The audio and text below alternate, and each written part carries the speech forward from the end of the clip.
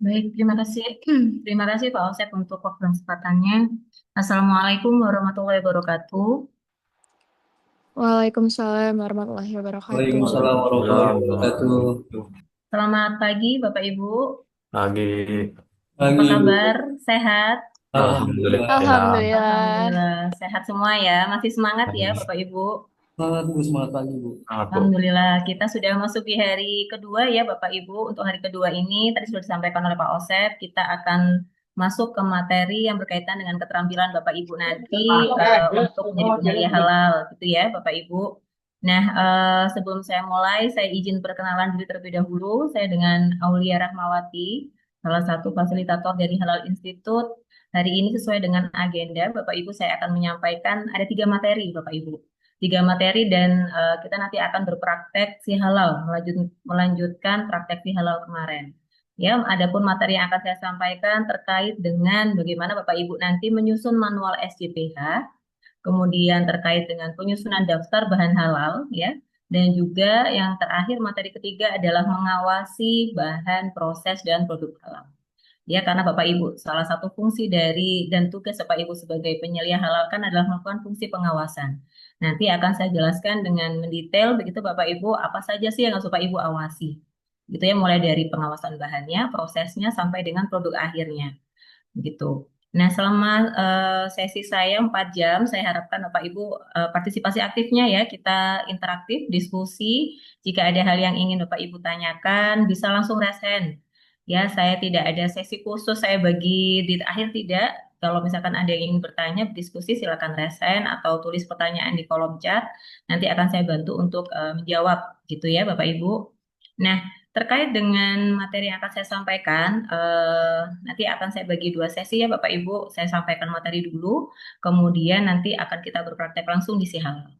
Nah, untuk praktek si halal, kita membutuhkan beberapa data, membutuhkan beberapa dokumen yang sebelumnya sudah disampaikan oleh Pak Osep di grup besar.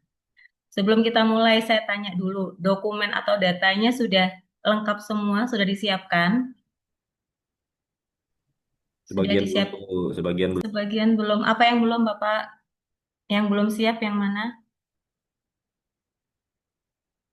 Jadi kemarin kan sudah diminta kelengkapan tentang produk ya, Bapak Ibu disiapkan dulu paling tidak tiga menu atau tiga produk. Kemudian apalagi kebutuhan data terkait bahan ya, bahan penyusun, kemudian flowchart, kemudian apa denah ya, denah atau alur dapur begitu ya, dan foto produk. Itu Bapak Ibu harus lengkapi dulu ya, karena kita nanti ketika berpraktek kita membutuhkan data itu. Kalau belum disiapkan, Bapak Ibu nanti akan kesulitan. Karena hari ini kita ada banyak tugas Bapak Ibu, dua tugas. Jadi selesai kita berpraktek, langsung Bapak Ibu upload sebagai tugas. Jadi ya Bapak Ibu, kenapa kok Pak Osep kemarin minta data? Karena kita butuhkan data itu untuk melanjutkan si halal. Begitu ya, mau dipahami nanti ketika kita masuk sesi praktek, mau dilengkapi data-datanya untuk bisa dimasukkan ke dalam si halal. Begitu ya Bapak Ibu ya.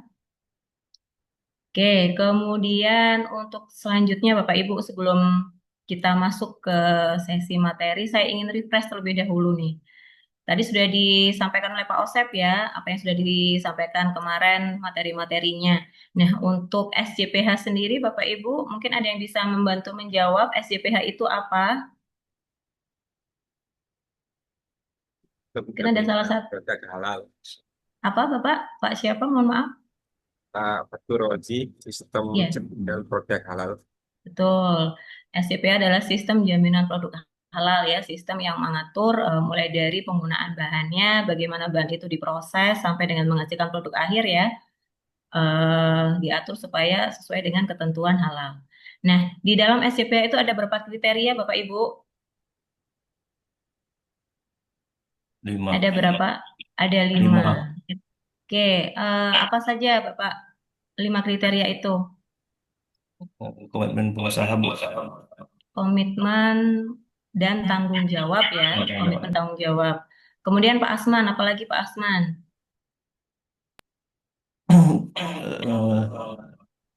Komitmen Bah- tanggung jawab, kemudian bahan, betul. Bahan, Kemudian, betul, bahan. proses, Oke, selanjutnya proses. Proses apa, Pak? Proses penjualan halal. Proses produk halal.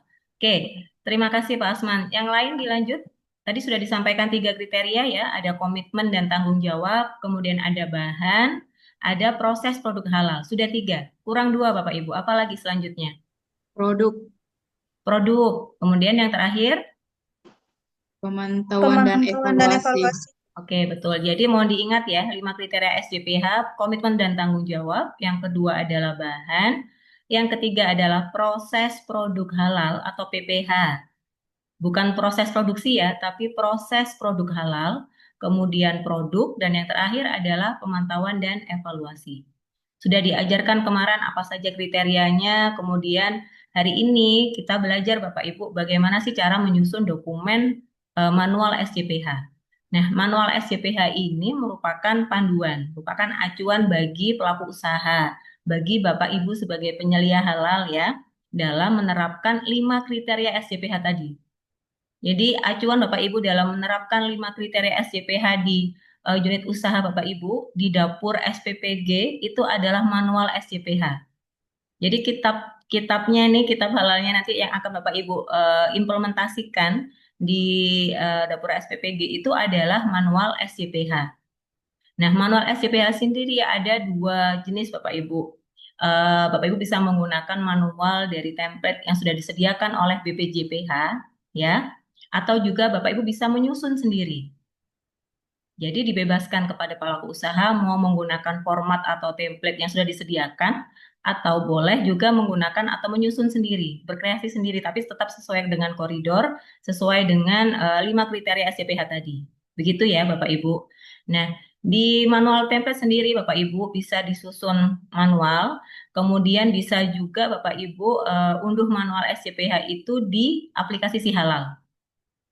Jadi ada beberapa pilihan. Nanti dikembalikan kepada pelaku usaha mana yang lebih efektif, mana yang lebih memudahkan Bapak Ibu. Jadi bisa langsung nanti membuat manual SJPH di Si Halal seperti yang akan kita lakukan hari ini ya.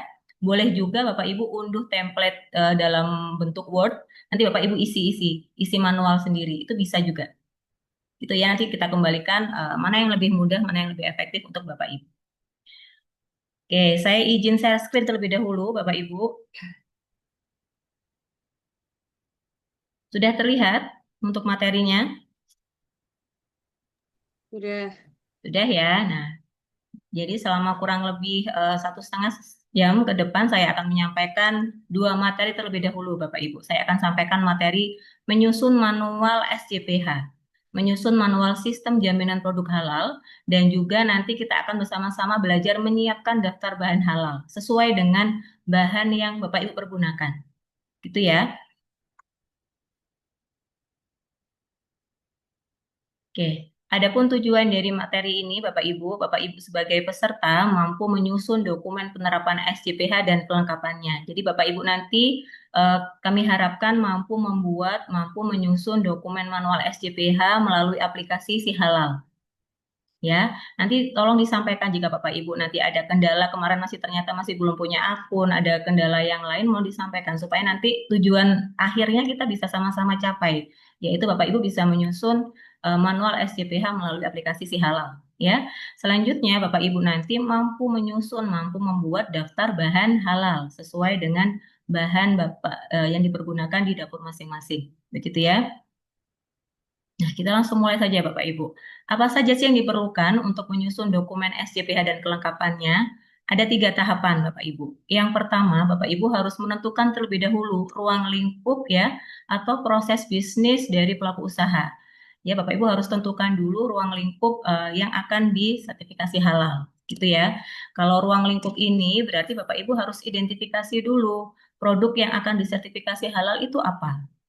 Kalau di dapur SPPG ya, berarti apa? Jenis produk yang akan disertifikasi apa, Bapak Ibu? Jenis produk apa? Mana sudah diajarkan di sesi materi yang pertama ya, ruang lingkupnya. Kira-kira kalau di dapur SPPG apa, Bapak Ibu? Makanan pengolahan. Makanan dengan pengolahan ya. Oke.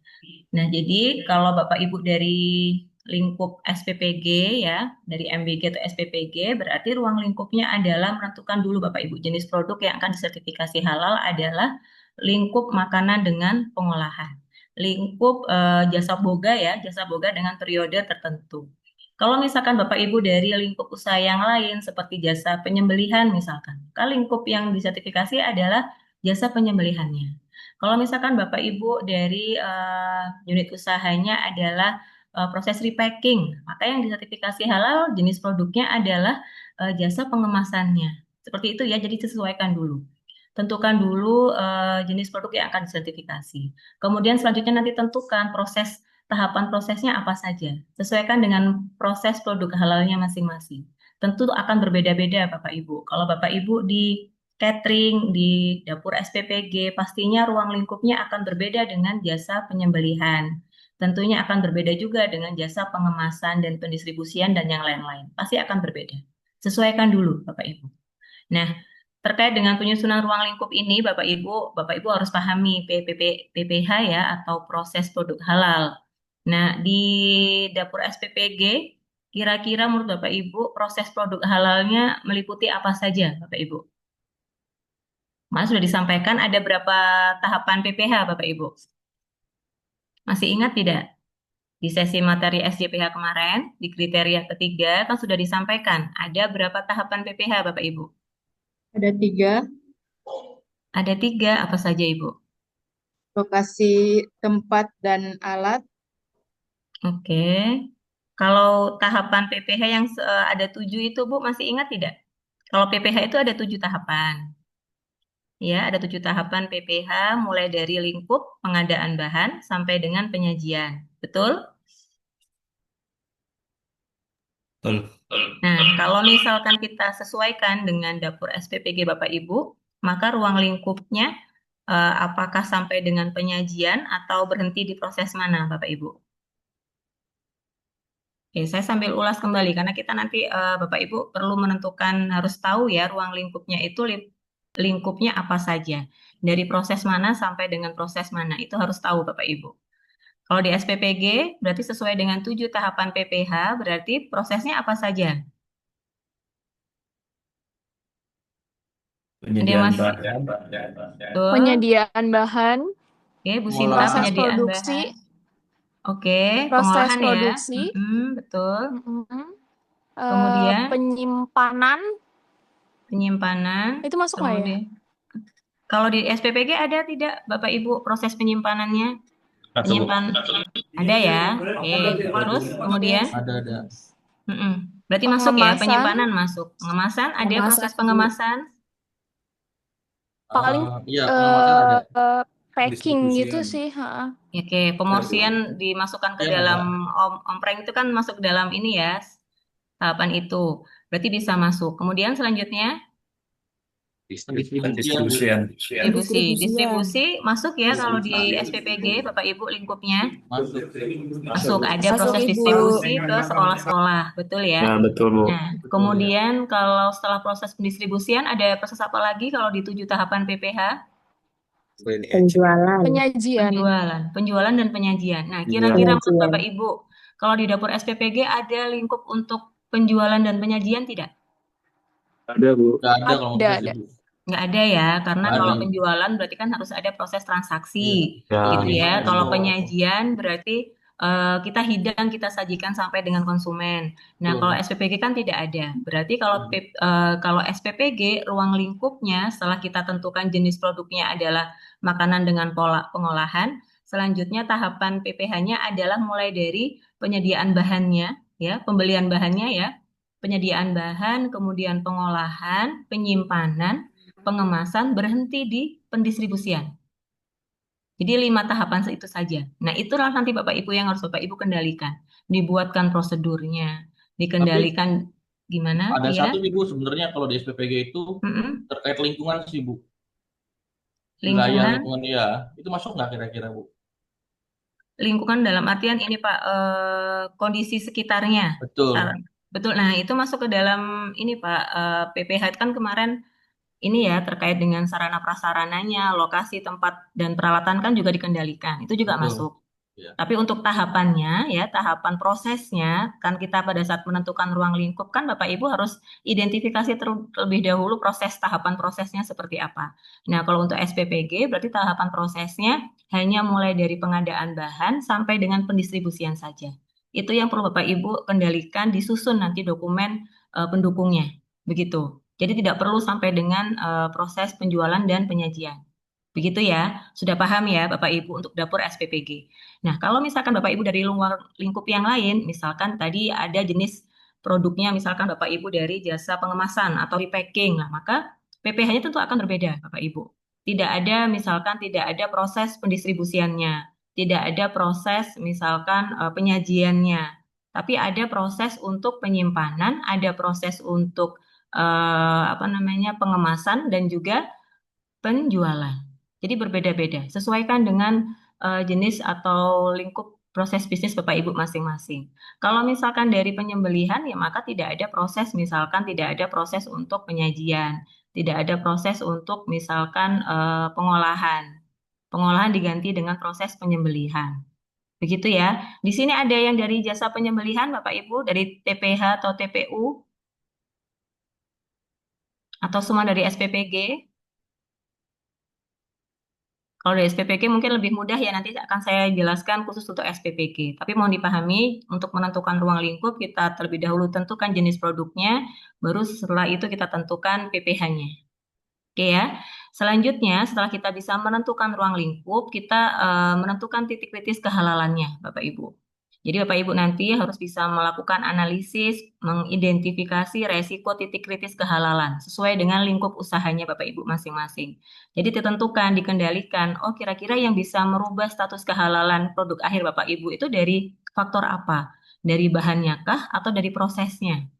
Gitu ya. Kalau misalkan dari bahannya, ya kita pastikan, kita kendalikan dengan hanya membeli bahan yang sudah bersertifikat halal. Gitu ya, supaya bisa menjamin bahwa produk akhir yang kita hasilkan status halalnya jelas. Kemudian kita pastikan prosesnya, kita pastikan sarana prasarana kita terbebas dari kontaminasi najis. Tadi sudah sampaikan bagaimana faktor lingkungannya. Nah, itu harus kita kendalikan. Supaya apa? Supaya tidak ada potensi kontaminasi najis. Najis, mana sudah dijelaskan ya, ada 3 kategori najis. Bapak Ibu harus kendalikan. Jangan sampai sarana prasarana Bapak Ibu, lingkungan sekitar, peralatan yang digunakan tidak ada kontaminasi dari najis. Baik itu dari najis sedang maupun najis berat. Baik najis dari kotoran hewan misalkan, dari darah unggas yang Bapak Ibu potong, ataupun dari najis berat seperti menggunakan bahan yang diharamkan. Begitu ya. Nah, setelah kita tahu Bapak Ibu titik kritisnya itu dari sumber bahan atau dari proses, maka Bapak Ibu harus kendalikan. Kalau misalkan ada potensi, misalkan najisnya dari hewan pengerat atau hewan kucing, nah kita kendalikan jangan sampai nih ada hewan pengerat atau tikus yang masuk ke dalam area penyimpanan atau area dapur Bapak Ibu. Kita kendalikan supaya tidak boleh ada hewan yang masuk, baik itu anjing atau kucing di sekeliling dapur Bapak Ibu. Dikendalikan. Begitu ya. Nah, kemudian setelah kita tentukan ruang lingkup, setelah kita identifikasi atau analisa titik kritis, selanjutnya kita baru bisa menyusun manual. Nah, manual SCPH nanti Bapak Ibu terdiri dari beberapa prosedur, terdiri dari beberapa instruksi kerja. Nanti Bapak Ibu akan belajar menyusun prosedur atau SOP. Jadi harus dibuatkan. Apa saja SOP yang perlu dibuat, nanti akan kita bahas bersama-sama. Gitu ya Bapak Ibu. Oke, kita detailkan terlebih dahulu. Apa sih ruang lingkup usaha dan proses bisnis ya? Sesuai definisi, ruang lingkup usaha itu adalah jenis kegiatan atau aktivitas yang dilakukan pelaku usaha untuk menghasilkan produk. Nah, lingkup kegiatannya apa saja? Tadi sudah kita bahas ya. Kalau di SPPG berarti lingkupnya mulai dari penyediaan bahan, kemudian proses pengolahan, penyimpanan, pengemasan, dan pendistribusian tanpa ada proses penjualan maupun penyajian. Tapi kalau lingkup usaha yang lain pasti akan berbeda. Jadi ruang lingkup itu berbeda-beda sesuai dengan jenis usaha pelaku usaha masing-masing. Oke, kemudian di dalam menentukan ruang lingkup kita pasti butuh ada beberapa dokumen, Bapak Ibu. Nah, dokumen apa saja? Dokumen yang dibutuhkan dalam penyusunan manual SCPH itu mencakup struktur organisasi, kemudian dokumen legalitas. Kalau di sertifikasi halal, legalitas usahanya apa yang kita butuhkan? Dokumennya berupa NIB. Jadi Bapak Ibu pastikan pada saat sertifikasi halal, pastikan harus memiliki dokumen legalitas usaha dulu dalam bentuk NIB. Memang sudah dijelaskan ya di materi si halal, Bapak Ibu harus punya NIB terlebih dahulu, begitu ya. Kalau misalkan masih belum memiliki NIB, sambil berproses di si halal, sambil ini Bapak Ibu diajukan NIB-nya. Jadi sertifikat halal itu tidak akan terbit jika Bapak Ibu tidak memiliki NIB. Dipastikan dulu. Nah, pastikan NIB Bapak Ibu itu adalah NIB berbasis resiko. Jadi kalau misalkan sebelumnya yayasannya adalah yayasan pendidikan atau yayasan di bidang usaha yang lain yang tanpa berbasis resiko, nanti diupdate di OSS, dirubah ke NIB berbasis resiko. Seperti itu ya Bapak Ibu ya. Nah, ini Bapak Ibu ya, bagaimana sih cara kita menentukan ruang lingkup usaha? Ada 3 tahapan Bapak Ibu. Ibu, saya potong. Boleh Ibu Rif? Ibu. Slide-nya tidak Ibu Rif, berganti, ya. Ibu. Slide-nya tidak berganti. Iya, Sebentar, masih mohon di maaf. slide pertama. Oke, baik Bapak Ibu, sebentar mohon maaf.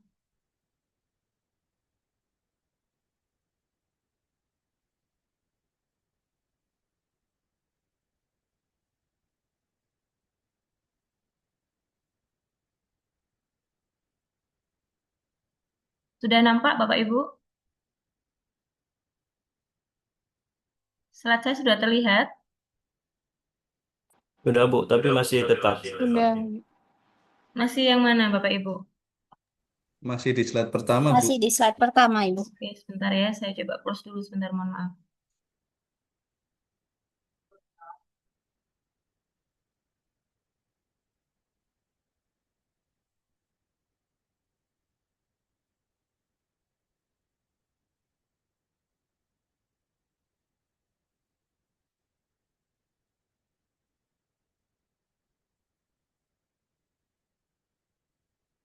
Kalau ini sudah berubah Bapak Ibu?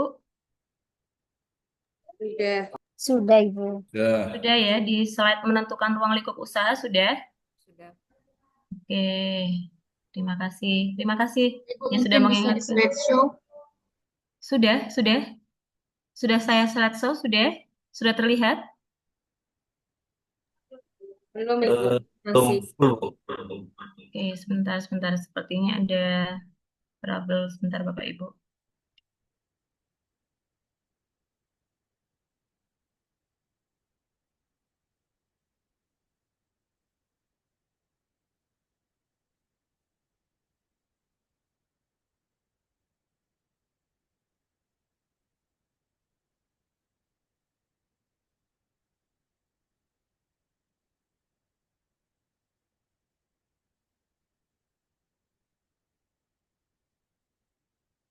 Sudah bergerak Bapak Ibu slide saya? Sudah terslide slow? Sudah? Belum Masih, Bu. slide Bu. Masih slide Belum. pertama, Bu. Full, Bu, slide-nya tuh. Coba lagi. Bentar ya. Ini tidak bergerak Bapak Ibu? Tidak. Bu. Tidak, Bu, belum di full itu, Bu. Sistem dia play. Sudah sebetulnya Pak.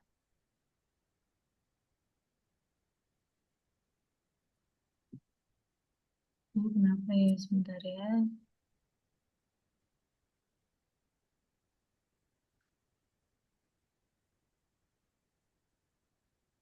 Nah, si ukurannya.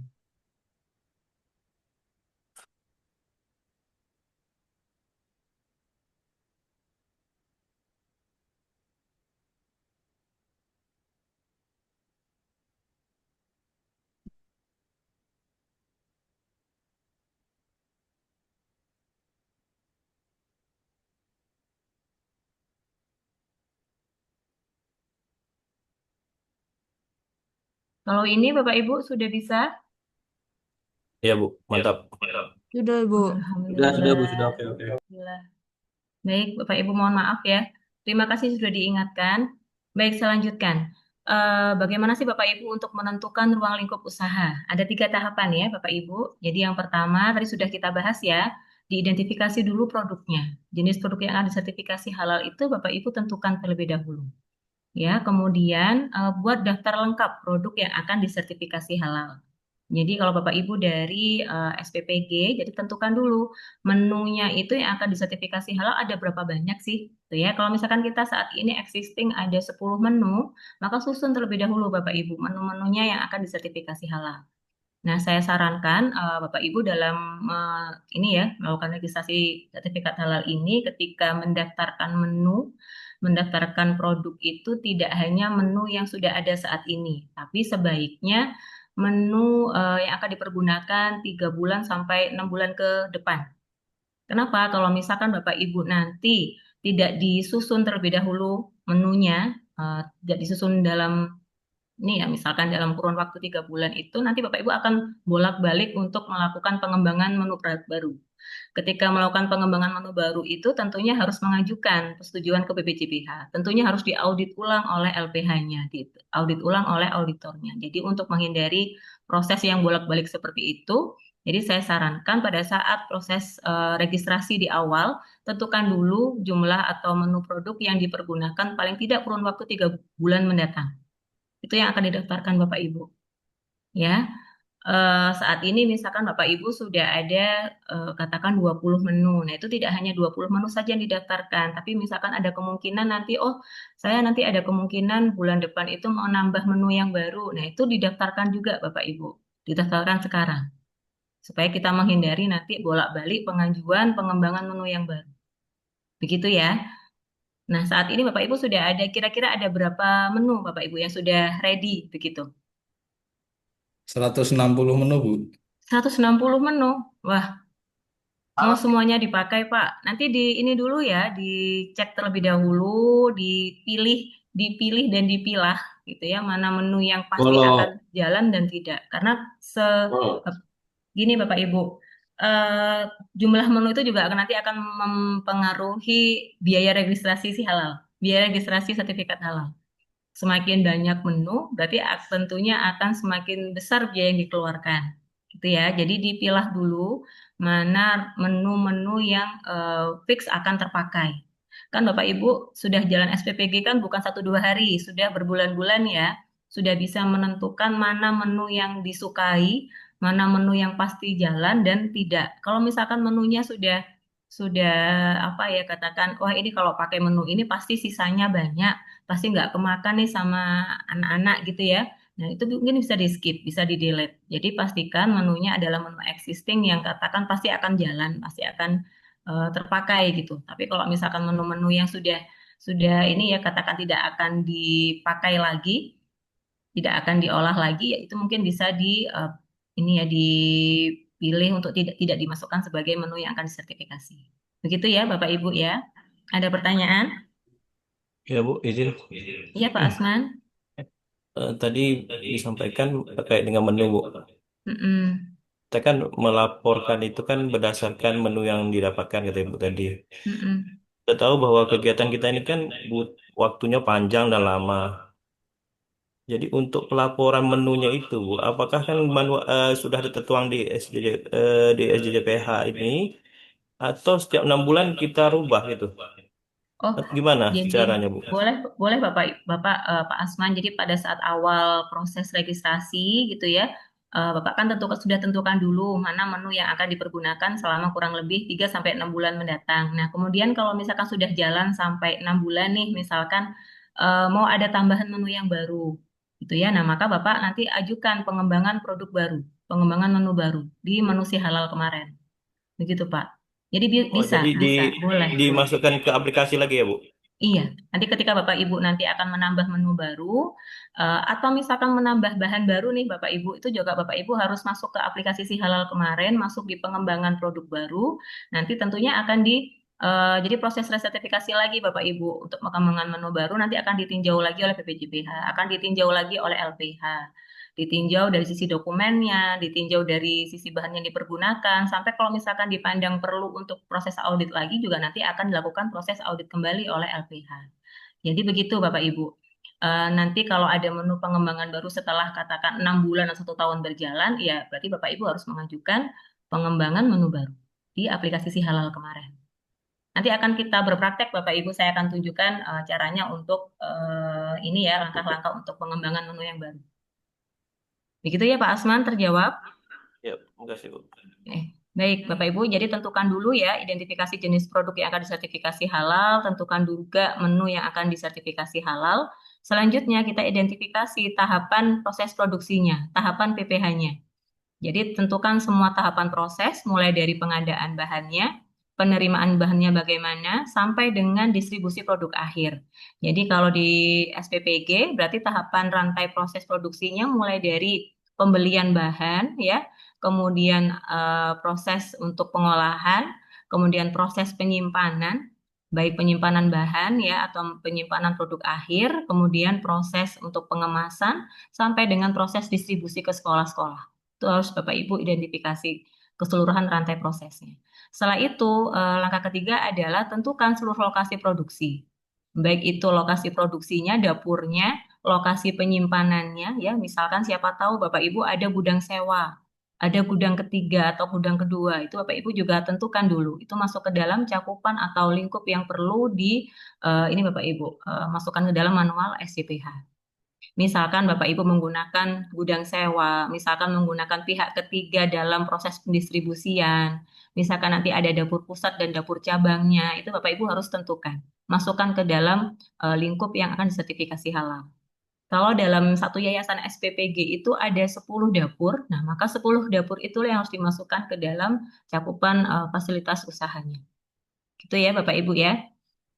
Sudah paham ya untuk penentuan ruang lingkup. Nah, ini Bapak Ibu contoh ya untuk informasi perusahaan. Nah, ini ada 2 template Bapak Ibu tadi sudah saya infokan di awal. Kita ada 2 template dari manual SJPH yang ditentukan oleh BPJPH ya. Ada manual template, ada juga yang melalui aplikasi Si Halal. Nah, ini contoh yang di kiri adalah contoh informasi umum di manual SJPH yang manual template. Seperti ini. Jadi diinformasikan Bapak Ibu nama perusahaannya apa, nomor NIB-nya berapa, kemudian skala usaha ya, skala usaha kita bisa lihat dari NIB Bapak Ibu masing-masing. Kemudian alamat perusahaan, ini alamat kantor yayasan ya. Kemudian kalau alamat fasilitas produksi berarti alamat dapurnya. Kalau ada 10 dapur yang disertifikasi halal, maka masukkan semua Bapak Ibu 10 alamat dapur di sini. Ini sengaja saya tutup ya Bapak Ibu, mohon maaf karena ini informasi dari perusahaan. Nah, kalau misalkan Bapak Ibu ada 5 dapur, maka tuliskan semua Bapak Ibu alamat kelimanya di sini. Ya, kemudian cantumkan kontak emailnya, kemudian nama produknya, nama mereknya ini adalah nama dapurnya, begitu ya. Misalkan dapur SPPG 1, dapur SPPG 2, dan selanjutnya. Nah, kemudian di sini ada Bapak Ibu, ada keterangan jenis produk. Tadi ini yang sudah saya bahas di awal. Kita harus bisa menentukan jenis produknya. Kalau Bapak Ibu berarti dengan yang pertama bisa jenis produknya makanan dengan pengolahan atau jenis produknya adalah penyediaan jasa boga periode tertentu. Ini kita lihat dari mana Bapak Ibu? Kita lihat dari KBLI yang tertera pada NIB Bapak Ibu masing-masing. Jadi menentukan jenis produk itu sesuaikan dengan KBLI di NIB Bapak Ibu masing-masing. Ya, contohnya seperti ini. Ini kan contoh NIB. Bapak Ibu, saya yakin pasti sudah punya NIB ya. Nah, NIB yayasan pastikan NIB-nya sudah berbasis resiko. Kalau sudah berbasis resiko, di halaman kedua pasti akan muncul informasi seperti ini, Bapak Ibu. Ada kode KBLI-nya. Seperti ini ya, Bapak Ibu bisa lihat ya. Kalau di NIB yayasan ini sudah ada 3 dapur. Di NIB-nya sudah ada 3 alamat dapur. Nah, kita lihat di judul KBLI, Bapak Ibu. Di kolom ini, judul KBLI, tertera ya, penyediaan jasa boga periode tertentu. Ini sebagai jenis produk. Oke, sudah paham ya, Bapak Ibu ya? Jadi untuk menentukan jenis produk, bisa lihat dari kode KBLI di NIB masing-masing. Itu sudah tertera. Oke, Ibu, tuliskan. Ya, Bapak? ya, terkait NIB tadi itu bukan ada resiko. Berbasis resiko. Resiko itu untuk menentukan apa, Bu?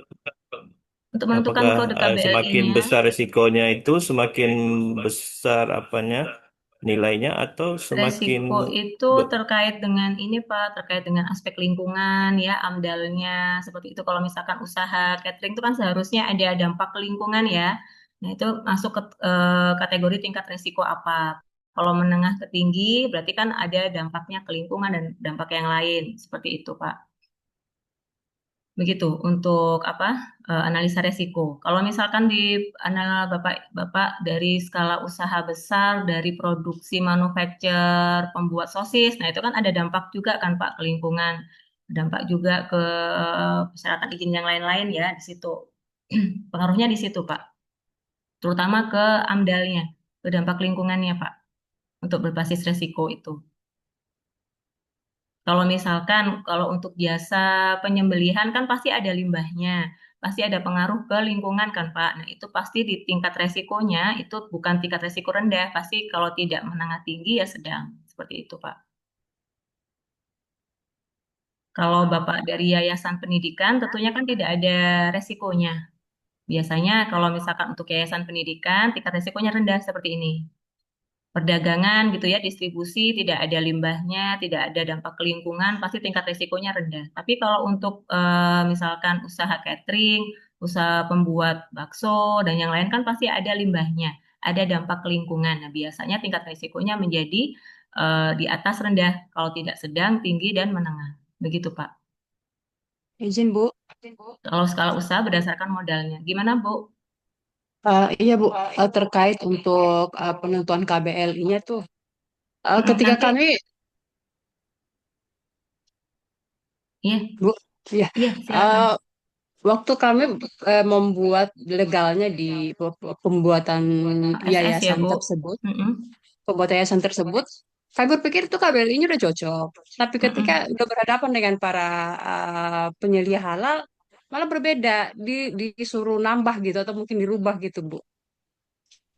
Waktu update data di OSS sudah dijelaskan kan biasanya dimintakan Bu untuk update OSS. Iya, udah sesuai dari pihak pembuat legalnya juga menyatakan bahwa ini Mm-mm. udah cocok. Tapi ketika kami Mm-mm. ke penyelianya beda lagi. Ke penyelia penyelia halal kan Ibu? Maksudnya ke penyelia halal siapa Ibu? Enggak, Mohon maaf. maksudnya maaf sebelum saya ikut di acara ini kan sebelum Mm-mm. tadinya kan saya mau menggunakan penyelia internal gitu. Oh, konsultan pihak ketiga Iya, begitu ya Bu? Heeh. iya. Tapi Mm-mm. dari semua KBLI yang saya ini kan tertolak, Ibu, ini nggak bisa dipakai. Kita harus menambah KBLI yang lebih lebih spesifik pakai ini pakai ini. Nah, betul Bapak Ibu. Jadi kalau untuk SPPG sendiri, jadi KBLI-nya ini Bapak Ibu, penyediaan jasa boga periode tertentu. Jadi di Nah, nomor kalau dari KBLI-nya adalah iya Bu, lima kalau enam dari dua yayasan sembilan rata-rata nol. menggunakan itu. Kalau dari pembuat legal yayasan pasti menggunakan itu. Tapi kalau dari Penyediaan jasa penyeliaannya beda. boga ya, Iya, dari penyeliaannya beda Bu. Dia menggunakan itu. menggunakan apa Ibu? Makanan dengan KB, pengolahan. Itu juga boleh. eh, intinya berbeda lah dari yang kita Oke, cantumkan di Ibu, jadi legalnya gitu. ini acuan Bapak Ibu ketika menentukan KBLI itu dari KMA, Bapak Ibu. Ini ya sekalian saya menjelaskan. Jadi penentuan KBLI-nya ini, Bapak Ibu, apakah Bapak Ibu masuk ke dalam lingkup penyediaan jasa boga, ataukah misalkan kalau dari jasa pendistribusian itu nanti KBLI-nya ikut yang mana itu kita tentukan dari KMA. Kemarin kan sudah disampaikan ya, kita ada tiga acuan KMA. KMA 1360, 748, dan 944. Nah, kalau untuk Bapak Ibu dari sektor usaha makanan minuman, maka KMA-nya merujuk ke ini Bapak Ibu. KMA nomor 944 tahun 2024. Nah, di sini Bapak Ibu bisa tentukan. Kalau Bapak Ibu kan dari SPPG, berarti lingkup usahanya adalah penyediaan makanan dan atau minuman dengan pengolahan. Maka jenis produknya ini penyediaan jasa boga periode tertentu. Begitu. Jadi seharusnya Bapak Ibu kalau sudah muncul di KBLI NIB-nya sebagai penyediaan jasa boga periode tertentu itu sudah betul. Kenapa? Karena di KMA pun untuk usaha SPPG kan masuknya lingkupnya adalah makanan dengan pengolahan. Nomor 16 ini, kode kualifikasinya ini. Ini sudah betul, Ibu. Seharusnya ya, seharusnya acuannya gitu. Kita merujuknya atau mengacunya pada KMA 944. Jenis produknya Bapak Ibu kalau SPPG kan penyediaan makanan. Kalau misalkan Bapak Ibu dari industri snack, ya cari di KMA 944 makanan ringan. Nanti pada saat pendaftaran di NIB yang masukkan jenis usahanya, jenis produknya adalah makanan ringan siap santap. Seperti itu. Sesuaikan dulu jenis produknya. Tapi kalau di SPPG sudah betul, Bapak Ibu, penyediaan makanan atau minuman dengan pengolahan. Nomor 16 ini. Terus pastikan lagi ya, kalau di klasifikasi nomor 16 ini kan ada banyak pilihan. Ada jasa boga untuk suatu event tertentu, catering. Bapak Ibu kan bukan catering. Bapak Ibu kan ini ya, lebih tepatnya lebih masuk di penyediaan jasa boga periode tertentu. Begitu. Jadi Ibu tadi siapa yang bertanya, maaf? Izin Bu Bu Yulia. Yulia. Nah, pada saat kita menentukan jenis produk kan tidak asal-asalan ya, sesuaikan juga dengan jenis produk yang Bapak Ibu produksi. Kalau di SPPG kan makanan dengan pengolahan. Nah, kita cari di KMA 944 karena ini referensi kita. Kalau sudah sesuai dengan referensi pasti sudah betul, Bu. Kan kita nggak ngawur ya, mengacunya sesuai dengan ini. Jadi Bu, siap-siap. gitu ya. Insya Allah Iya. sih kalau sudah masukkan ini sudah betul Bu, karena kita mengacunya ke referensi yang tepat yaitu KMA 944. Iya, dari legal yayasan Bu udah cocok, udah Ya tepat udah, yang sudah Ibu oke ini Bu, kan. berarti sudah bisa. Sudah. Kalau Oke, sudah sip. masuk ke lingkup ini, sudah masuk ke penyediaan makanan dengan pengolahan ya, atau sudah masuk ke penyediaan jasa boga itu sudah tepat Ibu untuk SPPG. Kan sesuai dengan Siap. KMA 944. Tapi kalau misalkan produknya Ibu adalah makanan ringan seperti snack ya, ya snack apapun itu yang makanan ringan siap santap, maka cari di KMA 944. Cari makanan ringan siap santap. Itu masuk ke kode apa? Nanti Bapak Ibu ketika mendaftar NIB masukkan sebagai jenis produknya itu, makanan ringan siap santap. Misalkan Bapak Ibu dari usaha penyembelihan, nah maka jenis produknya tulis jasa penyembelihan. Misalkan Bapak Ibu dari jasa pengemasan repacking ya, tulis Bapak Ibu jenis produknya adalah jasa pengemasan. Seperti itu. Nah, tapi kalau jasa-jasa penyembelihan, jasa pengemasan, jasa pendistribusian, atau produk selain makanan minuman, maka kita mengacunya bukan ke KMA 944, tapi ke KMA 748. Seperti ini ya, Bapak Ibu ya. Ini untuk non-makanan minuman, mengacunya ke KMA 748. Tapi kalau untuk produk makanan minuman, kita mengacunya ke KMA 944. Oke, sudah paham ya? Kalau jasa penyembelihan tinggal masukkan. Kalau misalkan Bapak Ibu dari tempat pemotongan unggas, ya berarti jenis produknya adalah jasa penyembelihan tempat pemotongan unggas. Begitu. Oke, salah. Ada pertanyaan Bapak Ibu untuk menentukan ruang lingkup usaha? Sudah cukup jelas?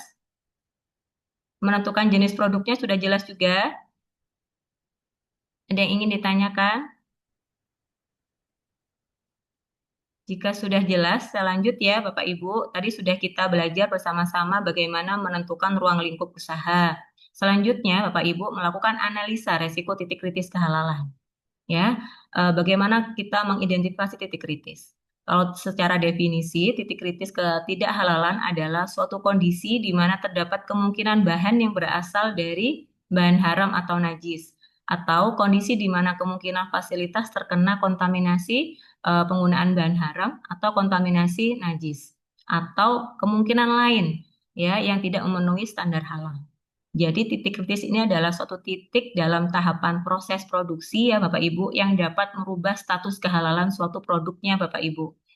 Nah, perubahan itu bisa dari penggunaan bahannya ya, dari menggunakan bahan haram atau bisa dari faktor sarana prasarananya Bapak Ibu atau peralatan yang dipergunakan untuk produksi itu terkontaminasi oleh najis. Utamanya adalah najis sedang atau najis berat ya, atau juga sarana prasarananya Bapak Ibu terkontaminasi atau bersentuhan dengan bahan yang haram.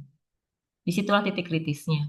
Bapak Ibu harus bisa menganalisa, mengidentifikasi titik kritis di setiap tahapan prosesnya Bapak Ibu. Kalau misalkan dari usaha Bapak Ibu sudah bisa menentukan, oh titik kritisnya saya dari bahannya. Nah, maka Bapak Ibu harus kendalikan. Setelah kita bisa mengidentifikasi titik kritis, kita harus bisa ini ya Bapak Ibu ya melakukan tindakan pengendalian atau tindakan kontrolnya. Semakin tinggi tingkat resikonya, semakin tinggi tingkat titik kritisnya, maka Bapak Ibu harus ini ya, harus pertimbangkan kembali tindakan kontrol yang perlu dilakukan apa untuk mencegah atau mengurangi resiko ketidakhalalan tersebut. Gitu ya.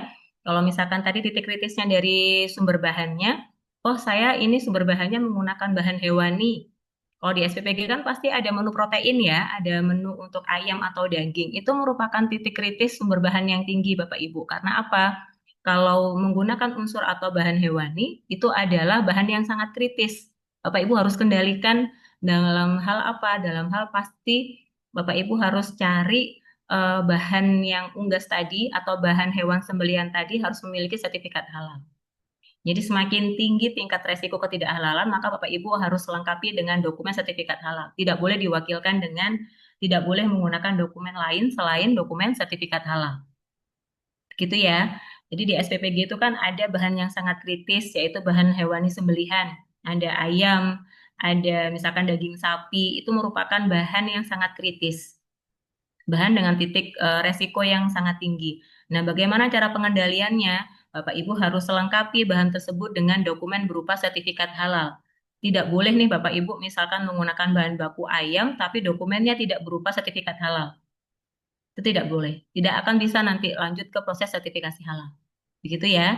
Nah, itu untuk bahan. Tapi kalau misalkan titik kritisnya itu setelah kita analisa karena dari prosesnya ada potensi misalkan terkena kontaminasi najis. Nah, kontaminasi najis itu Bapak Ibu ini kembali periksa kembali apakah najisnya najis sedang atau najis tinggi. Kalau najis berat. Kalau najis sedang, berarti Bapak Ibu harus kendalikan dengan apa? Membuatkan prosedur. Bisa membuatkan SOP atau bisa membuatkan instruksi kerja untuk misalkan kebersihan. Itu ya, supaya tidak ada najis sedang, kotoran hewan, maka harus dibersihkan secara rutin. Seperti itu Bapak Ibu. Kalau misalkan potensi bahayanya atau najisnya dari najis berat, dari najis babi, ya pastikan tidak ada penggunaan bahan yang haram, dimasukkan ke dalam prosedur. Seperti itu. Oke ya, itu terkait dengan analisa resiko titik kritis kehalalan. Nah, selanjutnya Bapak Ibu, kita masuk ke dalam tahapan penyusunan manual SJPH.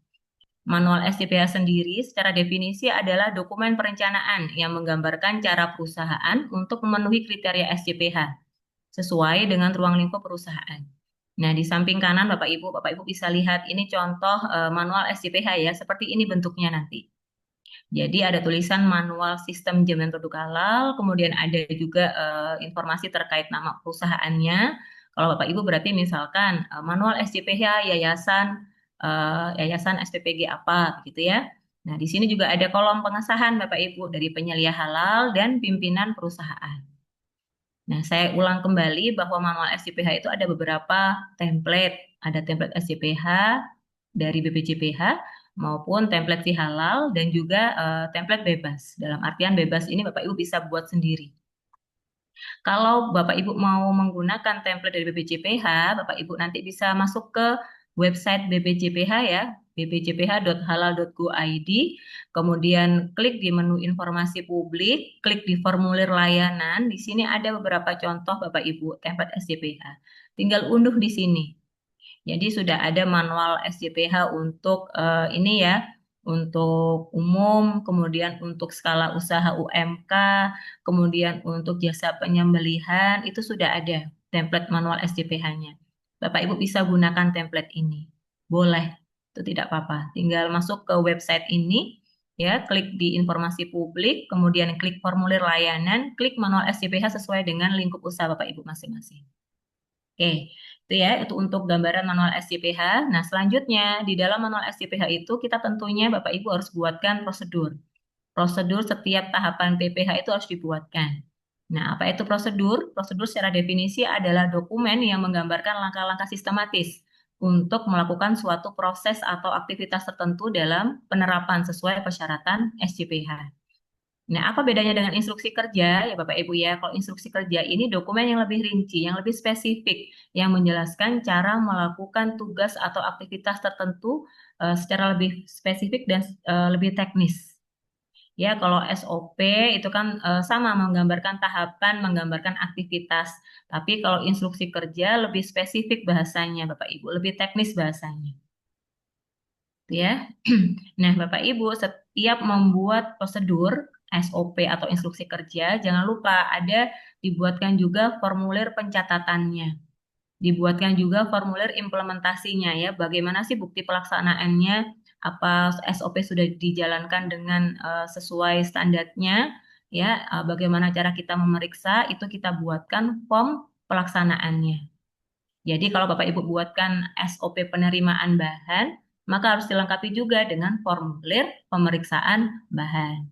Kalau Bapak Ibu buatkan SOP pembelian bahan, maka harus dibuatkan juga formulir untuk pembelian bahan. Jadi formulir itu untuk memeriksa apakah prosedur yang sudah dibuat itu dijalankan dengan efektif tidak, sudah dijalankan dengan konsisten tidak. Nah, bagaimana cara kita memeriksanya? Kita periksa dengan dibuatkannya formulir pencatatan. Gitu ya. Kalau ada SOP produksi ya berarti harus ada formulir untuk produksinya. Form produksinya harus ada. Begitu juga dengan pendistribusian. Kalau Bapak Ibu buatkan SOP pendistribusian, maka juga harus ada untuk form pendistribusiannya. Jadi akan sama-sama kita berlatih ya Bapak Ibu bagaimana cara membuat prosedur. Nah, kita Izin, Bu. silakan Bapak. Ya, tadi Bu sampaikan terkait dengan manual SJPH, Bu, ya ada 3, yaitu dari BPJPH, kemudian dari Halal ya Pak ya. halal dan satu lagi dari Template bebas. bebas. Jadi secara ininya Bu, apakah 3-nya kita harus bikinkan atau pilih salah satu? Pilih salah satu aja, Pak. Jadi saya di awal kan sudah sampaikan, Bapak Ibu sesuaikan sendiri mana yang lebih mudah, ya. Menurut Bapak Ibu mana yang lebih mudah? Apakah download manual SJPH di website ini, ataukah nanti melalui si halal, atau buat sendiri manualnya? Dipilih saja, Pak, bukan ketiga-tiganya. Sesuaikan saja mana gitu. sih yang lebih mudah. Kita hari ini akan berpraktek melalui si halal ya. Nah, kalau menurut Bapak, oh ini enak nih, langkah-langkahnya praktis, saya nggak perlu double-double bikin manual SJPH secara template, ya sudah Bapak bisa menggunakan manual melalui si halal. Gitu boleh. Ya Bu, terima kasih. Ya, gitu ya. Jadi tidak harus ketiganya Bapak Ibu buat, tidak. Pilih salah satu saja, mana yang lebih mudah untuk diterapkan oleh Bapak Ibu. Itu ya. Oke, saya lanjut Bapak Ibu. Untuk manual SJPH sendiri kan sebagai panduan ya, ini wajib Bapak Ibu ya. Bapak Ibu harus punya manual SJPH. Ketika kita menerapkan suatu sistem, maka kita harus memiliki manual SJPH. Jadi kalau kita menggambarkan itu begini, kalau kita Bapak Ibu beli peralatan elektronik nih, misalkan mau beli televisi, itu kan pasti ada buku panduannya, ada buku pedomannya bagaimana sih cara mengoperasikan TV, gitu ya. Nah, buku petunjuk pengoperasian itulah yang kita sebut dengan manual. Kalau untuk implementasi si SJPH, bagaimana sih untuk buku petunjuknya? Nah, manual SJPH inilah buku sebagai buku petunjuk penerapan SJPH itu. Gambarannya seperti itu. Jadi kalau Bapak Ibu nanti beli furniture, beli elektronik, itu kan pasti ada guidance-nya, ada buku petunjuknya. Nah, kalau di SJPH, buku petunjuknya adalah manual SJPH ini. Ya, jadi manual SJPH ini sebagai panduan atau acuan bagi pelaku usaha, bagi Bapak Ibu sebagai penyelia halal dalam menerapkan 5 kriteria SJPH. Jadi di dalam manual SJPH nanti ini harus tertera Bapak Ibu 5 kriteria itu.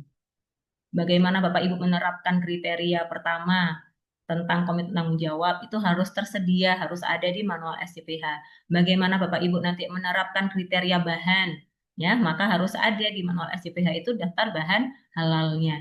Bagaimana menerapkan PPH, nah, maka di dalam manual itu harus ada prosedur PPH.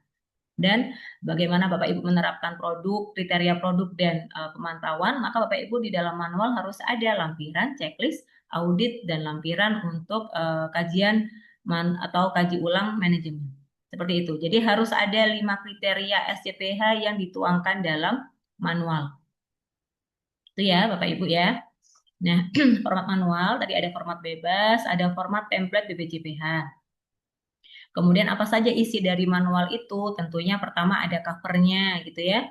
Kemudian ada daftar isi, kemudian ada identitas perusahaan. Tadi sudah kita bahas di awal, harus ada identitas umum perusahaan, mulai dari nama perusahaannya, alamat perusahaannya, kemudian siapa penanggung jawabnya gitu ya, sampai dengan jenis produknya itu semua disampaikan, ditulis di identitas perusahaan. Kemudian di manual SJPH juga tertera harus ada kebijakan halal yang sudah ditetapkan oleh perusahaan. Dan juga harus ada beberapa lampiran Bapak Ibu. Ya, harus ada dokumentasi proses sosialisasi kebijakan halal, harus ada surat penetapan atau SK penyelia halal, harus ada surat penetapan tim manajemen halal, kemudian harus ada daftar bahan halal ya. Kemudian harus ada beberapa lampiran formulir-formulir mulai dari formulir penerimaan, formulir penyimpanan, sampai dengan formulir distribusi juga harus dimasukkan ke dalam manual SJPH. Termasuk denah atau layout dapur itu juga dimasukkan ke dalam manual SJPH. Termasuk juga Bapak Ibu harus membuatkan flowchart atau diagram alir proses pembuatan produk Bapak Ibu itu juga harus dicantumkan di dalam manual SJPH. Begitu juga dengan hasil pelaksanaan audit, hasil pelaksanaan kaji ulang manajemen atau manajemen review, itu juga harus dimasukkan ke dalam manual SJPH.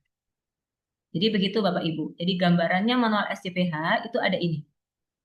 Ya, harus ada terterap penerapan 5 kriteria SJPH mulai dari tanggung jawab dan komitmen ya, yaitu harus dibuatkan kebijakan halal, bagaimana bentuk sosialisasi kebijakan halal tersebut ya, itu harus ada di manual SJPH. Harus juga ada SK penyelia halal, surat keputusan atau penetapan untuk tim manajemen halal, daftar bahan halal, dan beberapa formulir penerapan, termasuk juga SOP, itu masuk ke dalam manual SJPH. Oke ya, tergambar ya Bapak Ibu ya, apa sih isinya manualnya? Ini isinya. Oke, kemudian ini untuk tahapan penyusunan manual halal atau manual SJPH.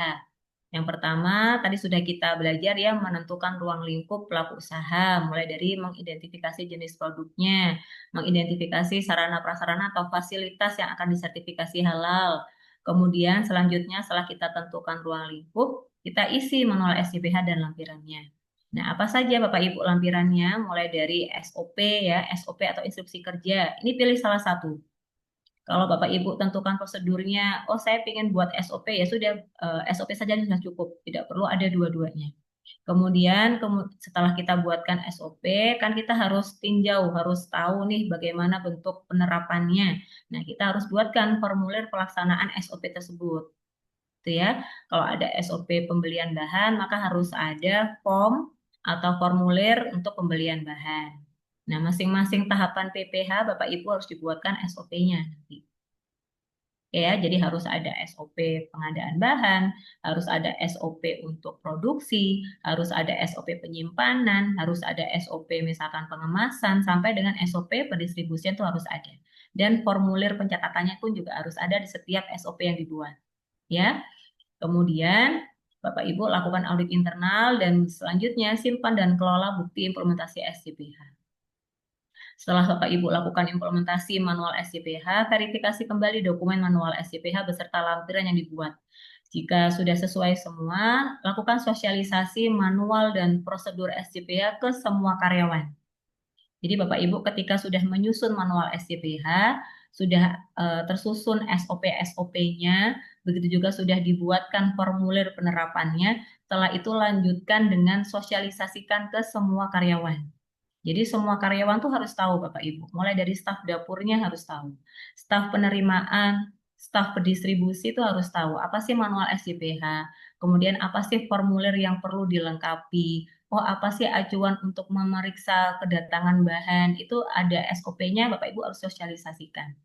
Ya, yang mensosialisasikan siapa? Bapak Ibu sebagai penyelia halal yang mensosialisasikan ke semua karyawan.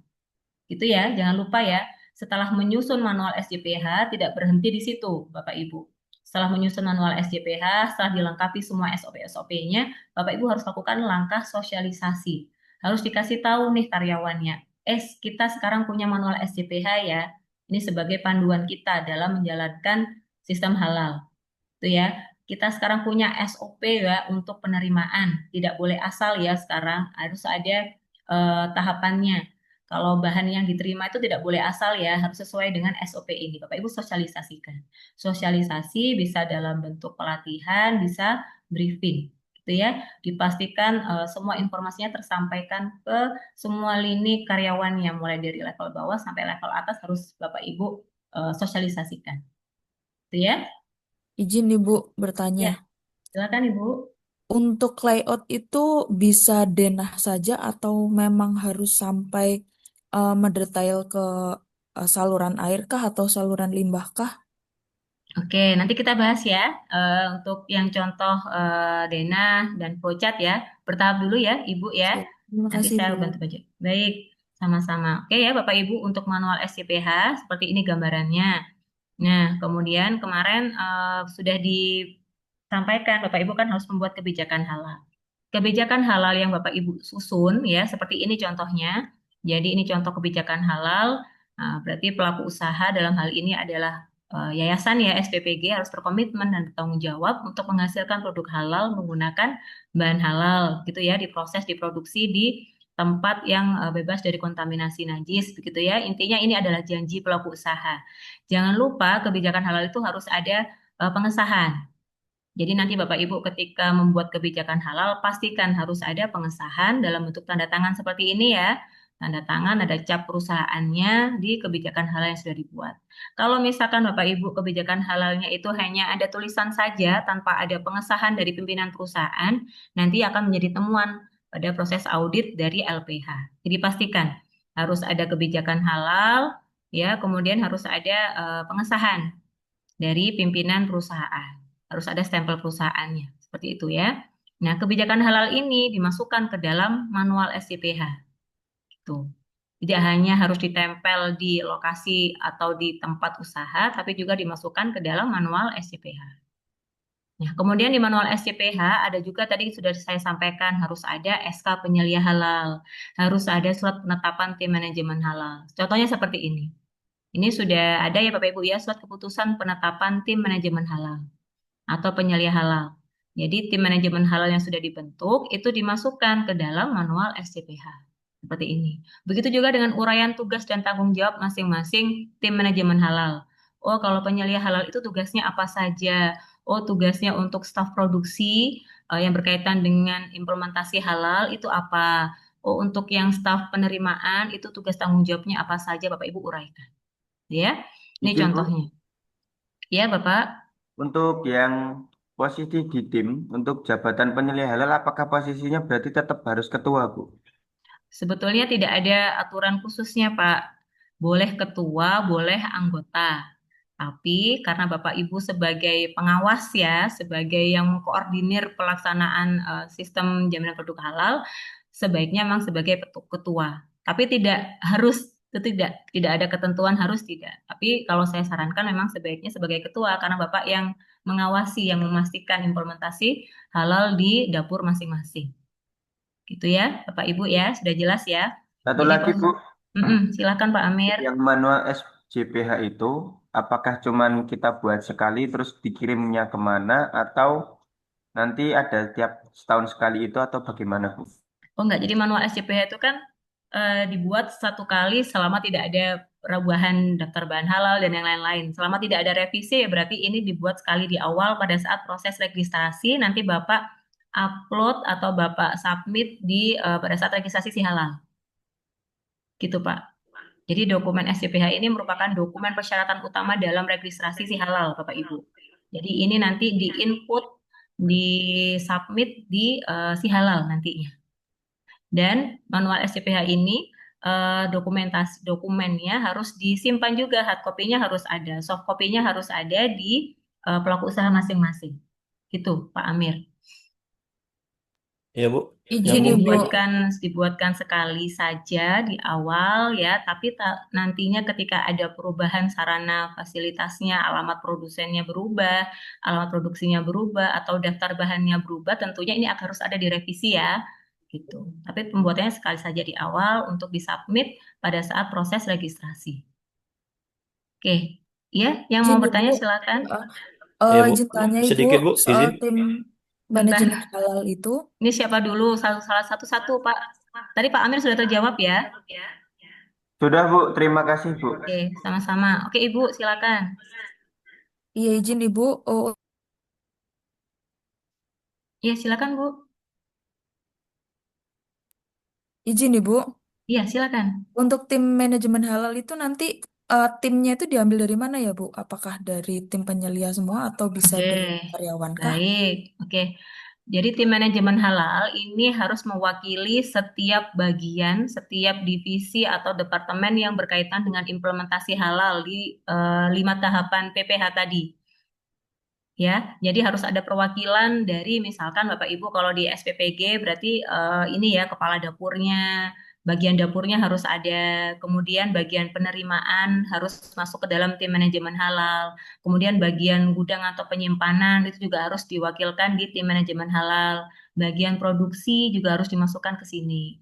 Kemudian bagian pembelian bahan Ibu, kalau di perusahaan biasanya kan ini ya purchasing. Nah, kalau di SPPG misalkan bagian pembelian itu dilakukan oleh accounting, nah maka accountingnya harus masuk ke sini. Jadi tim manajemen halal itu disusun oleh beberapa personel yang divisinya itu terlibat dalam penerapan SCPH. Mulai dari pembelian sampai dengan penerimaan, penyimpanan, sampai dengan distribusi itu harus diwakilkan ke dalam tim manajemen halal. Begitu, Bu. Termasuk penyelia ya, termasuk penyelia halalnya harus dimasukkan ke dalam tim manajemen halal. Baik, Begitu, Ibu, terima kasih. Sama-sama. Oke, tadi ada Bapak yang bertanya, silakan Pak.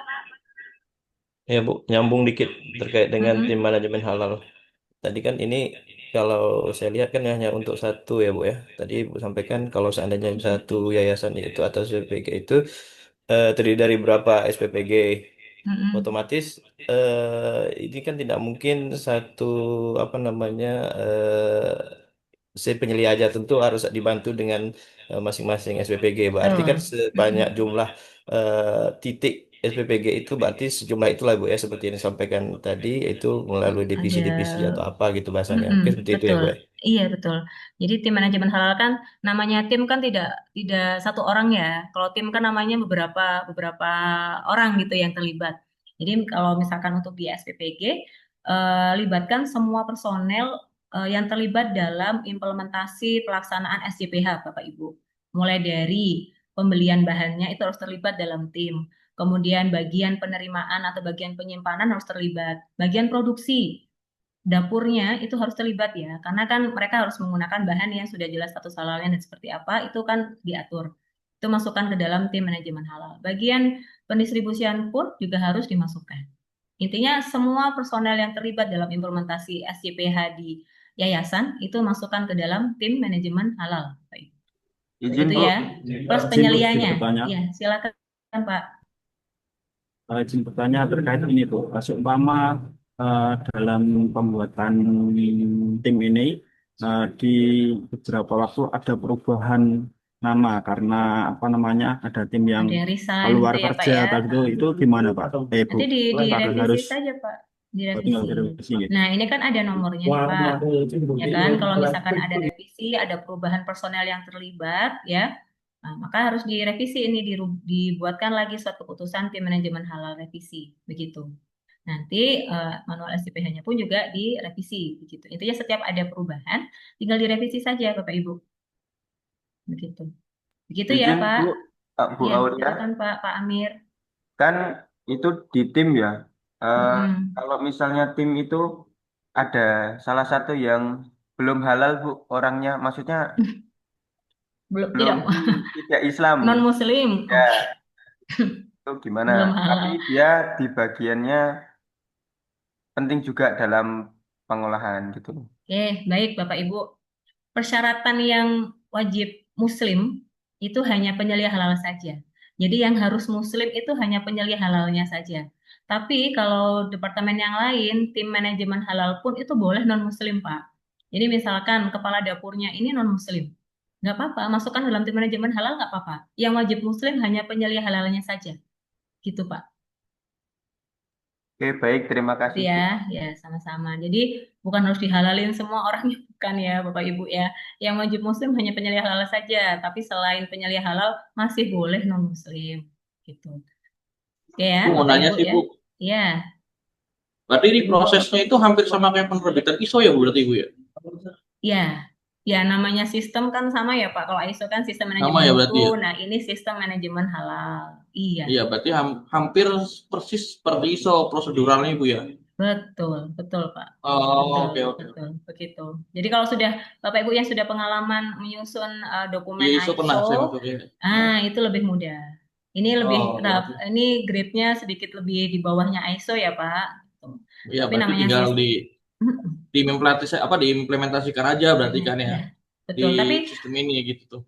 tapi manualnya tidak boleh. Kalau misalkan nih Bapak Misalkan nih dapurnya sudah ISO gitu ya, tapi manualnya tidak boleh jadikan satu. Oh Jadi iya, enggak. ketentuannya Beda lagi kalau berarti halal kan? harus berbeda, harus beda manual. Oke, oke, paham, Pak. Oh iya Oke. Bu, satu lagi Bu. Ya Pak. Tadi di awal kan saya dengar dari penyampaian jenengan yang sertifikat keluar itu ketika sudah punya NIB. Sedangkan kemarin pas sesi pertama saya nanya Bu Erni itu tidak wajib menggunakan NIB bisa. Tapi Iya. kami kan dari SPPG kami YKB itu kan tidak memiliki NIB karena tidak lewat OSS itu bagaimana nih Bu? Kalau Bapak waktu registrasi mau prosesi halalnya kan masih bisa tanpa NIB, tapi tidak berarti ini ya, oh saya masih bisa masuk isi halal, terus bukan berarti mengabaikan untuk pembuatan NIB tidak, karena nanti pada saat mau terbit sertifikat halal pasti juga akan ditanya kelengkapan NIB-nya. Jadi sambil jalan prosesnya Pak, bisa registrasi dulu ke si halal boleh, tapi sambil jalan mengurus juga NIB-nya, gitu. Jadi yang dimaksud Bu Erni kemarin hanya pada saat masuk si halalnya itu masih bisa tanpa NIB, tapi sambil jalan tetap harus diurus untuk update NIB-nya, Pak. Begitu Pak Amir. Ya, ya baik Bu, nanti saya sampaikan ke PIC. Iya.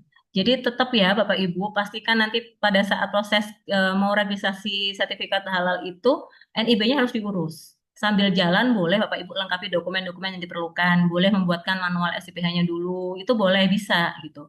Tapi pasti terakhir NIB itu juga sebagai persyaratan utama, harus dilengkapi, harus dibuatkan dulu. Gitu ya. Oke, selanjutnya, ini Bapak Ibu, ini kan bentuk implementasi komitmen atau kriteria pertama. Komitmen tanggung jawab ya, mulai dari kebijakan halal, mulai kita membentuk tim manajemen halal, sampai dengan proses pelatihan. Jadi semua tim manajemen halal yang terlibat, itu Bapak Ibu harus lakukan pelatihan SCPH. Ya, Bapak Ibu sebagai penyelia halal yang sudah lulus pelatihan hari ini, itu Bapak Ibu nanti berkewajiban untuk memberikan sosialisasi pelatihan ke semua tim manajemen halal, ke semua karyawan. Itu harus, ya. Jadi harus dibuatkan pelatihan. Nah, di manual SJPH nanti ada contoh materi pelatihannya ya, seperti ini. Kemudian Bapak Ibu dalam melakukan pelatihan untuk mengukur efektivitas pelatihan kan harus ada bentuk evaluasinya berupa post-test. Harus ada contoh soalnya gitu ya. Ini juga dicantumkan ke dalam manual SJPH. Ini contoh template saja. Boleh menggunakan ini, boleh dikembangkan lagi, boleh. Oke, kemudian sudah ya tadi sudah kita bahas tentang kebijakan halal, tentang tim manajemen halal, dan bentuk pelatihan. Nah, kita lanjut dengan beberapa implementasi Bapak Ibu. Tadi di awal sudah saya sampaikan bahwa Bapak Ibu nanti harus membuat prosedur. Bisa berupa SOP, bisa berupa instruksi kerja. Nah, bentuk implementasi SOP tadi, nah Bapak Ibu harus buatkan formulir seperti ini. Ya, ada formulir penerimaan bahan datang.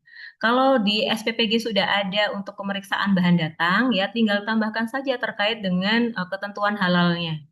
Kalau dihalalkan harus diperiksa bahannya, apakah bahannya sudah dilengkapi dengan sertifikat halal tidak. Apakah bahannya sudah tertera di daftar bahan halal. Nah, itu masukkan ke dalam kolom pemeriksaan, Bapak Ibu. Kalau misalkan di form produksi sudah ada, tinggal ditambahkan Bapak Ibu terkait dengan bahan halal itu apa sih standarnya? Itu tinggal dimasukkan ke dalam kolom pemeriksaan. Itu ya. Ini contoh-contoh saja. Bapak Ibu bisa menggunakan contoh ini, boleh kembangkan lagi, boleh. Jadi tentu pastikan setiap formulir pemeriksaan itu harus memasukkan tentang standar halalnya seperti apa. Oke.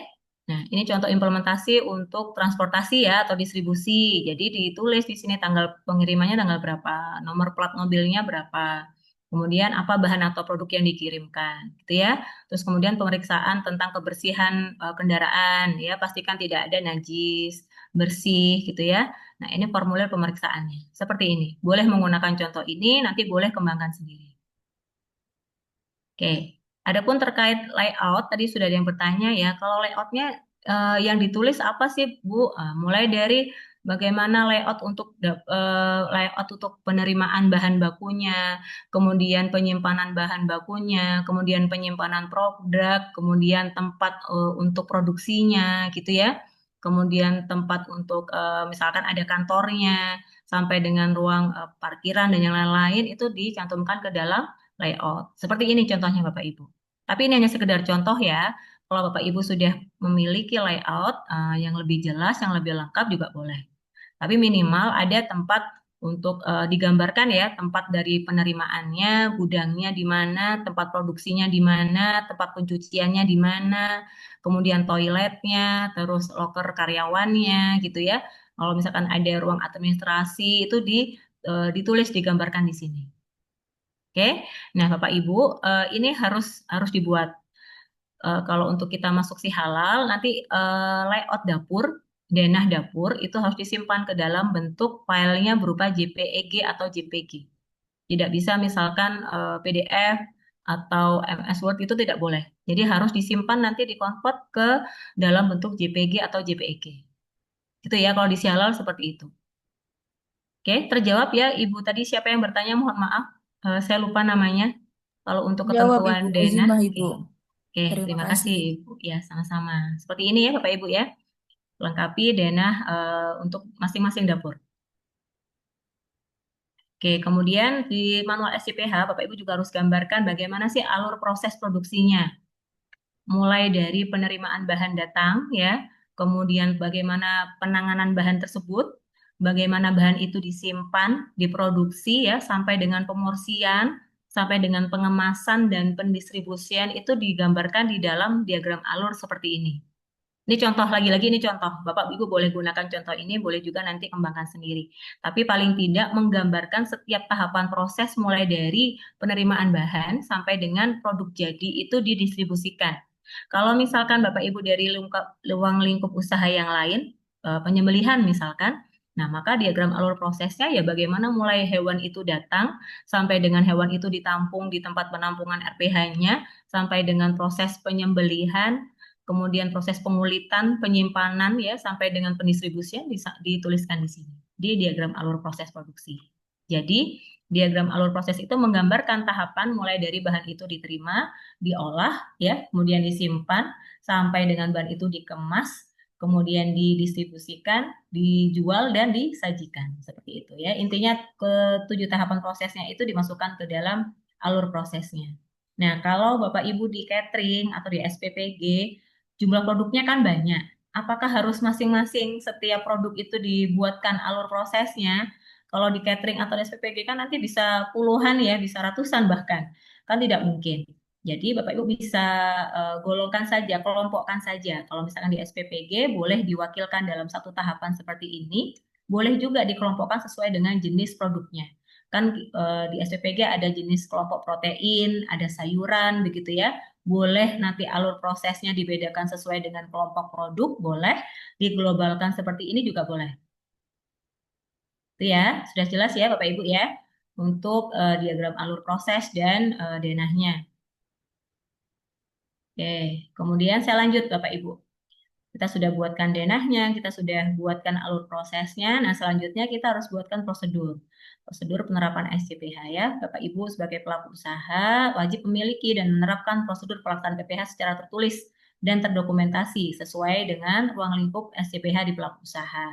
Minimal Bapak Ibu membuatkan prosedur itu sesuai dengan tahapan PPH-nya. Ada prosedur bahan, ada prosedur PPH, ada prosedur produk.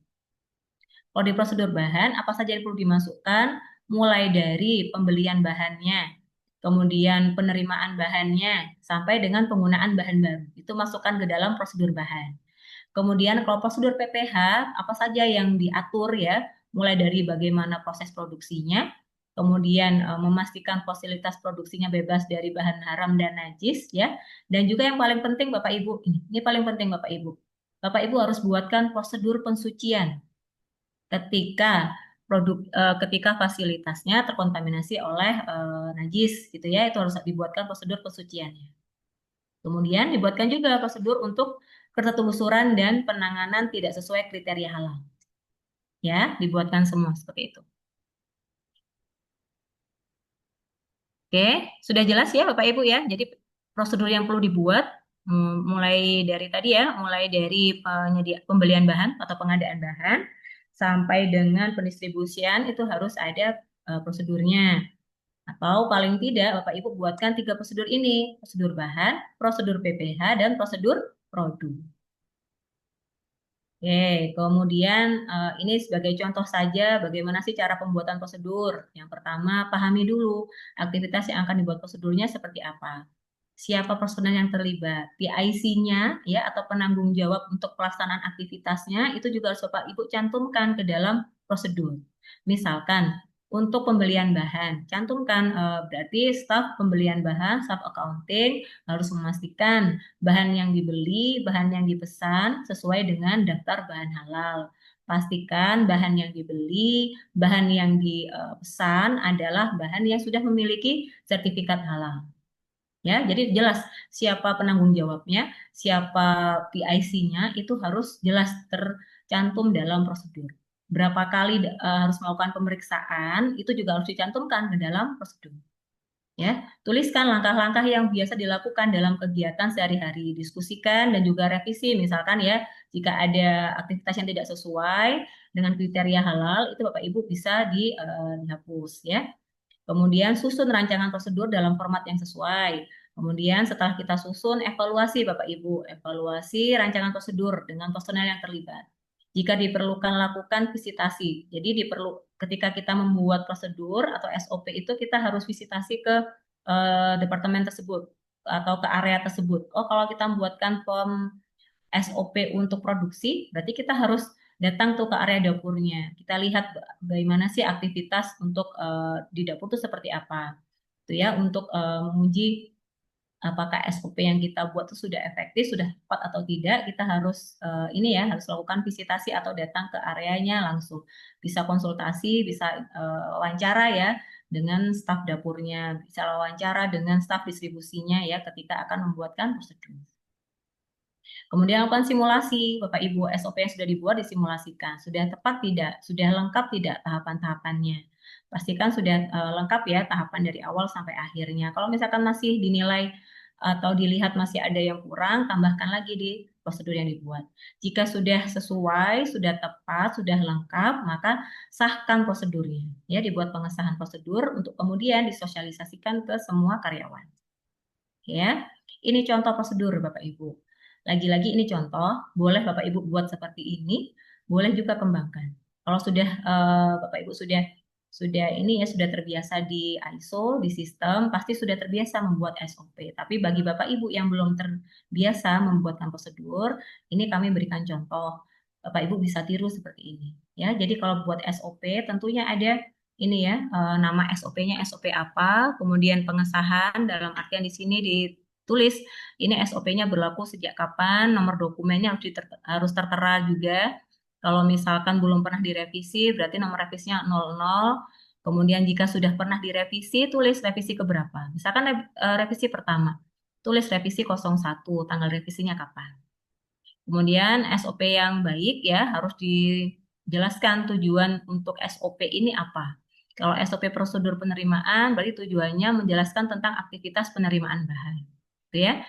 Kemudian ruang lingkup untuk SOP ini, prosedur ini apa saja? Mulai dari kalau penerimaan bahan, ya, ruang lingkupnya mulai dari pembelian bahannya sampai dengan bahan itu diterima di gudang penyimpanan. Ya. Kemudian di SOP juga harus dicantumkan juga beberapa istilah yang berkaitan. Ya, tulis saja misalkan istilah SJPH, kemudian produk halal. Ini contoh saja Bapak Ibu. Kalau Bu, saya nggak cantumkan istilah, boleh nggak apa-apa. Tapi yang paling penting tentukan tujuannya, ruang lingkup, kemudian referensi ya. Referensi, kalau referensi untuk SJPH berarti kita mengacu ke apa?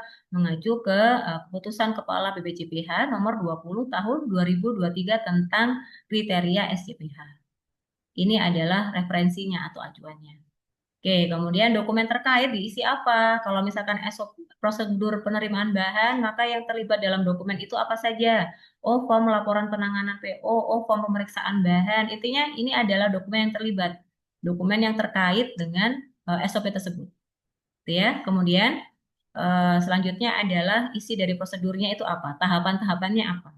Oh, kalau kita prosedur penerimaan bahan, maka tahapan untuk penerimaan barang itu apa saja? Mulai dari persiapannya, kemudian verifikasi dokumennya, apa saja yang perlu diperiksa, siapa PIC yang terlibat, berapa kali sih saya harus melakukan pemeriksaan gitu ya, sampelnya berapa banyak, itu Bapak Ibu semua tuangkan ke dalam SOP. Itu ya. Pastikan SOP yang dibuat tentang ini ya Bapak Ibu, SOP yang dibuat itu pastikan masukkan kriteria halal itu di dalam masing-masing SOP. Oh, kalau misalkan saya buat SOP penerimaan bahan, jadi masukkan ketentuan tentang penerimaan bahan halal itu seperti apa. Jadi bahan yang boleh diterima itu bahan apa saja. Kemudian bahan yang diterima harus memiliki sertifikat halal. Bahan yang diterima harus sama persis dengan daftar bahan halal. Itu masukkan semua ke dalam prosedur. Kemudian dokumen apa saja sih yang perlu diperiksa pada saat penerimaan barang itu juga dimasukkan. Jadi intinya SOP dibuat itu pastikan kriteria halalnya sudah masuk ke dalam SOP ini. Itu ya Bapak Ibu ya. Oke, setelah SOP sudah dibuat, pastikan jangan lupa sosialisasikan ya ke semua karyawan. Oke, terkait penyusunan dokumen manual SJPA sudah jelas Bapak Ibu, ada pertanyaan? Kalau tidak ada, saya lanjut ya. Kita sudah bisa menyusun manual SJPH. Nah, selanjutnya kita susun Bu, mau nanya dulu Pak sih. Irfan ya, silakan Pak Irfan. Nanti presentasi ini bisa dikirimkan nggak Bu? Maksudnya kan Saya yang kirim. dapat materinya itu beda. Beda ya Pak? Baik, baik saya kirim di Iya. grup besar nanti Pak. Mohon maaf ya. Iya, Nanti saya siap, kirim siap, di grup makasih. besar. Sama-sama Baik. Bapak. Oke, baik Bapak Ibu kita lanjut ya. Kita lanjut untuk menyusun daftar bahan halal. Nah, ini sebagai kunci Bapak Ibu, sebagai panduan, daftar bahan halal ini sebagai panduan dari pembelian bahan, penerimaan bahan, kemudian produksi. Nah, bahan apa saja sih yang boleh dibeli, diterima, dan dipakai itu harus mengacu pada daftar bahan halal. Itu ya Bapak Ibu ya. Jadi tidak boleh Bapak Ibu nanti menerima atau tidak boleh membeli bahan yang di luar daftar bahan halal. Harus sesuai ini. Kalau misalkan Bapak Ibu membeli bahan di luar daftar bahan halal, ya, maka nanti pada saat audit pasti akan dijadikan sebagai temuan audit. Oke ya, pastikan ya, mulai dari pemesanan bahannya, pembelian bahannya, penerimaan bahannya, sampai pengolahan bahan atau produksi harus sesuai dengan daftar bahan halal yang sudah dibuat. Oke, bahan itu apa? Bahan itu kan kemarin sudah disampaikan adalah unsur yang digunakan untuk membuat atau menghasilkan produk. Nah, sedangkan daftar bahan halal ini adalah daftar yang memuat semua bahan yang dipergunakan, yang diperbolehkan dalam proses produk halal. Daftar ini berfungsi sebagai acuan Bapak Ibu ya, acuan bagi pelaku usaha untuk memastikan kehalalan bahan yang digunakan. Oke ya, jadi sudah jelas ya daftar bahan halal ini sebagai acuan bagi pelaku usaha mulai dari acuan dalam proses pembelian, proses penerimaan, sampai proses produksi. Nah, daftar bahan halal ini meliputi bahan apa saja, mulai dari bahan baku yang dipergunakan, itu harus masuk ke dalam daftar bahan halal. Bahan tambahan yang dipakai masuk ke dalam daftar bahan halal. Sampai dengan bahan kemasan, itu harus dimasukkan ke dalam daftar bahan halal. Termasuk juga bahan pembersih, Bapak Ibu jangan lupa. Untuk misalkan mencuci peralatan omprengnya, peralatan masak gitu ya, itu masuk ke dalam daftar bahan halal. Kemudian bahan pembersih untuk membersihkan lantai dapur, itu juga harus masuk ke dalam daftar bahan halal. Kemudian kemasan yang dipakai, misalkan Bapak Ibu ini ya, ada menu misalkan bikin puding. Pudingnya dikemas menggunakan kemasan plastik cup puding. Nah, kemasan itu harus masuk juga ke dalam daftar bahan halal. Oke ya. Nah, jangan lupa Bapak Ibu, kalau misalkan Bapak Ibu itu ada produk, misalkan Bapak Ibu menggunakan produk konsinyasi. Oh, saya di menunya itu ada menu roti, tapi rotinya saya beli dari dari bakery yang lain. Saya nggak bikin sendiri, nggak bikin di dapur, tapi kita beli dari bakery yang lain. Nah, bahan itu, produk itu harus dimasukkan juga ke dalam daftar bahan halal. Itu ya, jadi semua bahan yang dipergunakan, semua kemasan yang dipergunakan, semua bahan pembersih yang dipergunakan, itu masukkan semua ke dalam daftar bahan halal. Ada banyak dong berarti Bu? Iya, memang banyak. Jadi daftar bahan halal ini biasanya komponennya banyak, menyesuaikan dengan menu yang didaftarkan oleh Bapak Ibu. Itu ya, misalkan ada menu rendang, maka bahan apa sih yang harus masuk? Yang mulai dari daging sapinya, mulai dari santan kelapanya, mulai dari minyak gorengnya, rempah-rempah bawang putih, bawang merah, gula, garam, itu semua harus dimasukkan ke dalam daftar bahan halal. Sudah jelas ya Bapak Ibu ya? Nah, nanti dalam penyusunan daftar bahan halal itu kita juga butuhkan dokumen pendukungnya. Dokumen pendukung yang wajib ada itu harusnya dilengkapi dengan sertifikat halal. Jadi Bapak Ibu ketika memilih bahan, pastikan bahan itu sudah memiliki sertifikat halal, itu yang utama. Tapi kalau misalkan bahannya adalah bahan positive list, ya, positive list itu adalah bahan yang dikecualikan dari kewajiban sertifikat halal seperti buah-buahan segar, sayuran segar, itu kan positive list, maka tidak perlu sertifikat halal. Tapi kalau misalkan nih Bapak Ibu bahan yang minim proses seperti tahu, tempe, itu kan sebetulnya memang harus bersertifikat halal. Namun jika Bapak Ibu di daerah belum menemukan banyak produsen yang sudah mensertifikasi halal tahu tempenya, maka harus dilengkapi juga dengan dokumen pendukung. Dokumen pendukung ini bisa berupa COA, bisa berupa surat pernyataan bebas babi, bisa diagram alir proses pembuatan produk itu, gitu ya, bisa berupa MSDS dan yang lain-lain. Jadi Bapak Ibu juga bisa menggunakan dokumen pendukung selain sertifikat halal ya, tapi pastikan dokumen pendukungnya itu dikeluarkan oleh produsen, bukan dari supplier, bukan dari penjualnya, tapi pembuatnya atau produsennya. Jadi kalau misalkan Bapak Ibu mau menggunakan bahan tempe, berarti saya harus lengkapi dengan dokumen sertifikat halal. Kalau masih belum nemu yang punya SH, berarti lengkapi dengan dokumen pendukung bisa berupa surat pernyataan bebas babi dan diagram alir proses pembuatan tempe itu seperti apa. Pastikan ragi yang dipakai oleh produsennya itu adalah ragi yang sudah bersertifikat halal.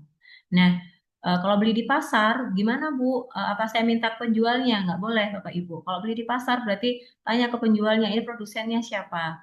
Gitu. Produsennya siapa? Bapak Ibu hubungi, mintakan dibuatkan diagram alur proses pembuatan tempenya itu seperti apa. Itu ya. Oke, Bapak Ibu dalam menyusun dokumen daftar bahan halal, ada beberapa langkah nih Bapak Ibu. Kita sederhanakan seperti ini. Identifikasi dulu ya semua bahan yang digunakan ya, mulai dari bahan baku, bahan tambahan, bahan penolong yang dipakai, ditulis, di list, dibuatkan daftar. Termasuk juga bahan pembersih ya atau cleaning agent. Kalau misalkan Bapak Ibu menggunakan bahan untuk sanitasi juga harus dimasukkan juga di dalam daftar bahan halal. Termasuk juga bahan kemasan yang dipakai, masukkan semua ke dalam daftar bahan halal. Termasuk juga produk tadi yang sudah saya sampaikan ya, produk konsinyasi, produk titipan, atau misalkan menggunakan produk dari pelaku usaha yang lain, roti misalkan, maka masukkan juga sebagai bahan. Kemudian setelah kita bisa tentukan semua penggunaan bahan, selanjutnya adalah kita lengkapi dokumen pendukung bahan halalnya. Yang utama adalah kita lengkapi dengan sertifikat halal.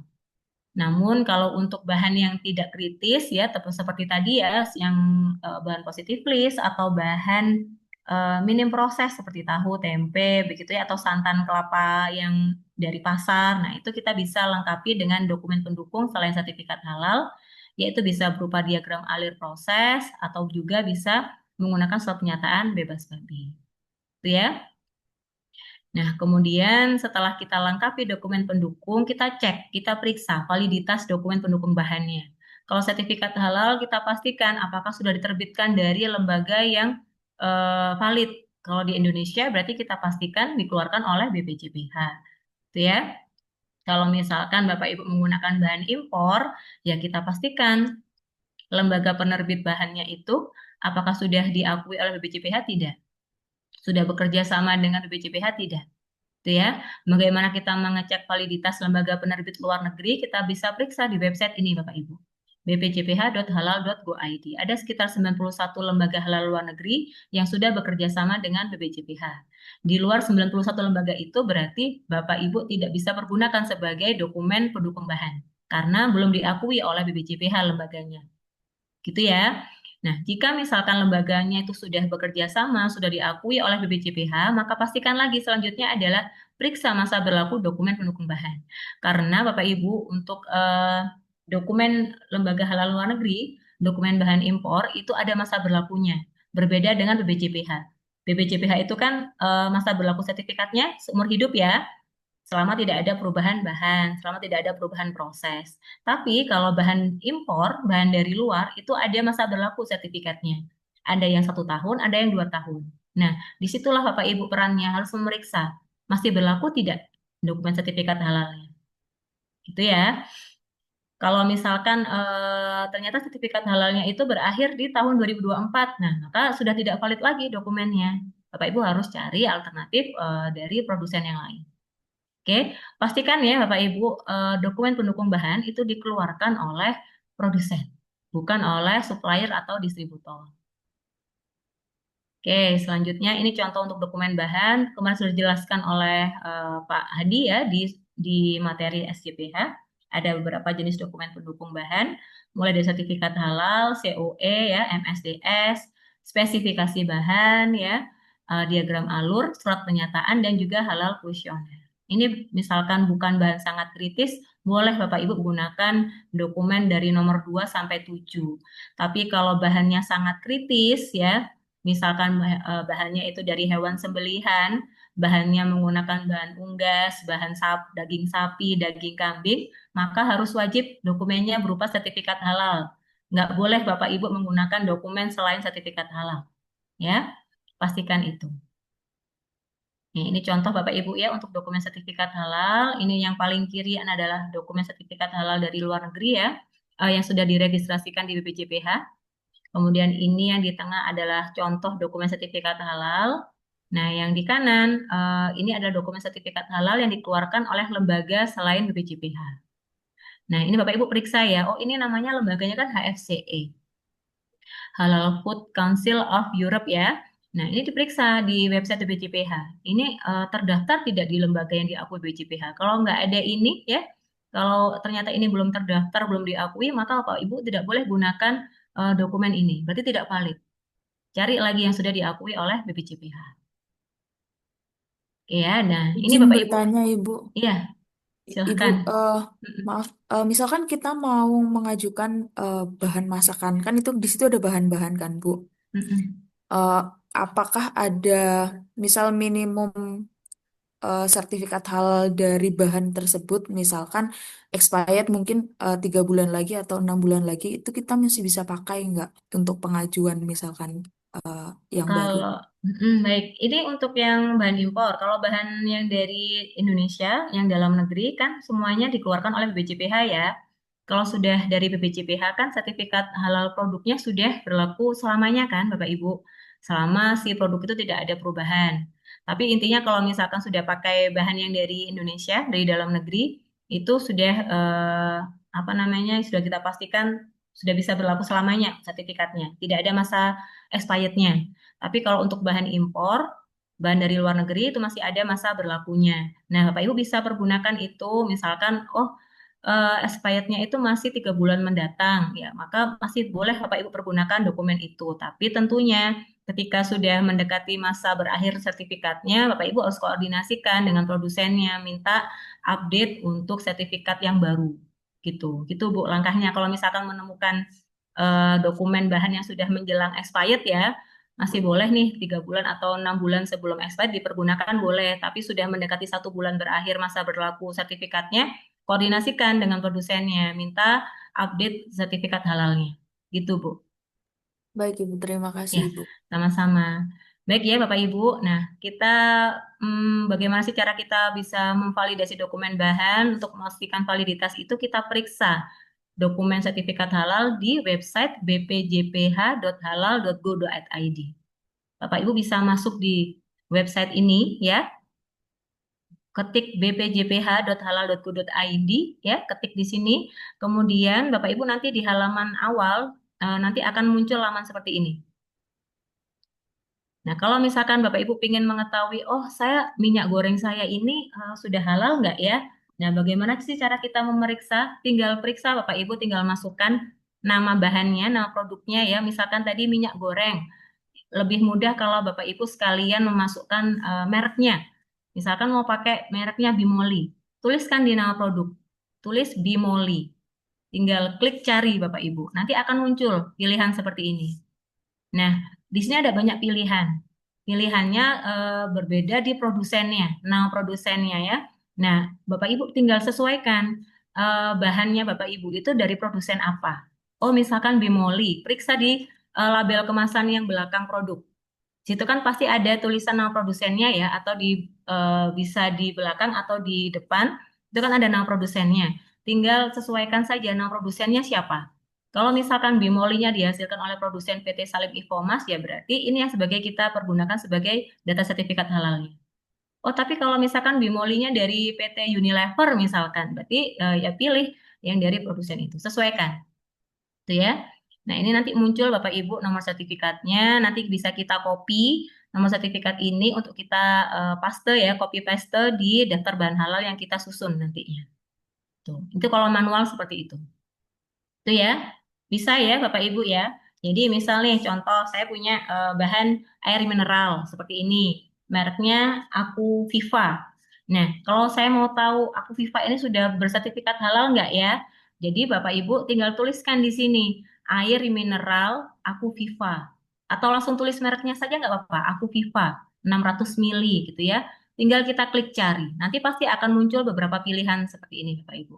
Kalau sudah muncul di sini, sudah sama nama produsennya, sudah sama nama jenis produknya, maka sudah bisa dipastikan bahwa produk ini sudah memiliki sertifikat halal. Begitu ya? Sudah jelas ya, Bapak Ibu? Berarti Sampai di ini ya sini? Bu ya, untuk ini form ini kan hanya laman web ini kan untuk mencari ketika kita mau membutuhkan data barang, sertifikasi halalnya lewat sini gitu nggih? Betul. Kalau Bapak Ibu nanti menyusun manual SCPH-nya menggunakan PPPCPH manual, maka dibutuhkan langkah seperti ini. Karena Bapak Ibu harus memastikan bahan yang dipergunakan sudah memiliki SH. Nah, gimana cara kita mengetahui SH-nya? Dari sini, dari website ini, cara mengeceknya. Tapi kalau Bapak Ibu nanti menyusun manual SCPH-nya dan menyusun dokumen daftar bahannya melalui aplikasi Si Halal, nah nanti bisa cari klik secara otomatis di situ. Nanti saya ajarkan, Pak. Tapi ini contoh untuk yang manual ya, seperti ini. Oh, nggih, Bu. Ya. Ibu Mauliana, silahkan. Silakan Bu Mauliana.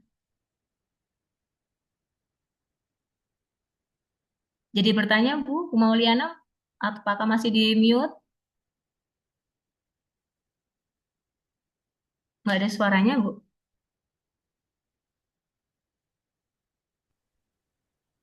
Halo Bu, Bu Mau, aku dengar. iya sudah terdengar. Silakan Ibu.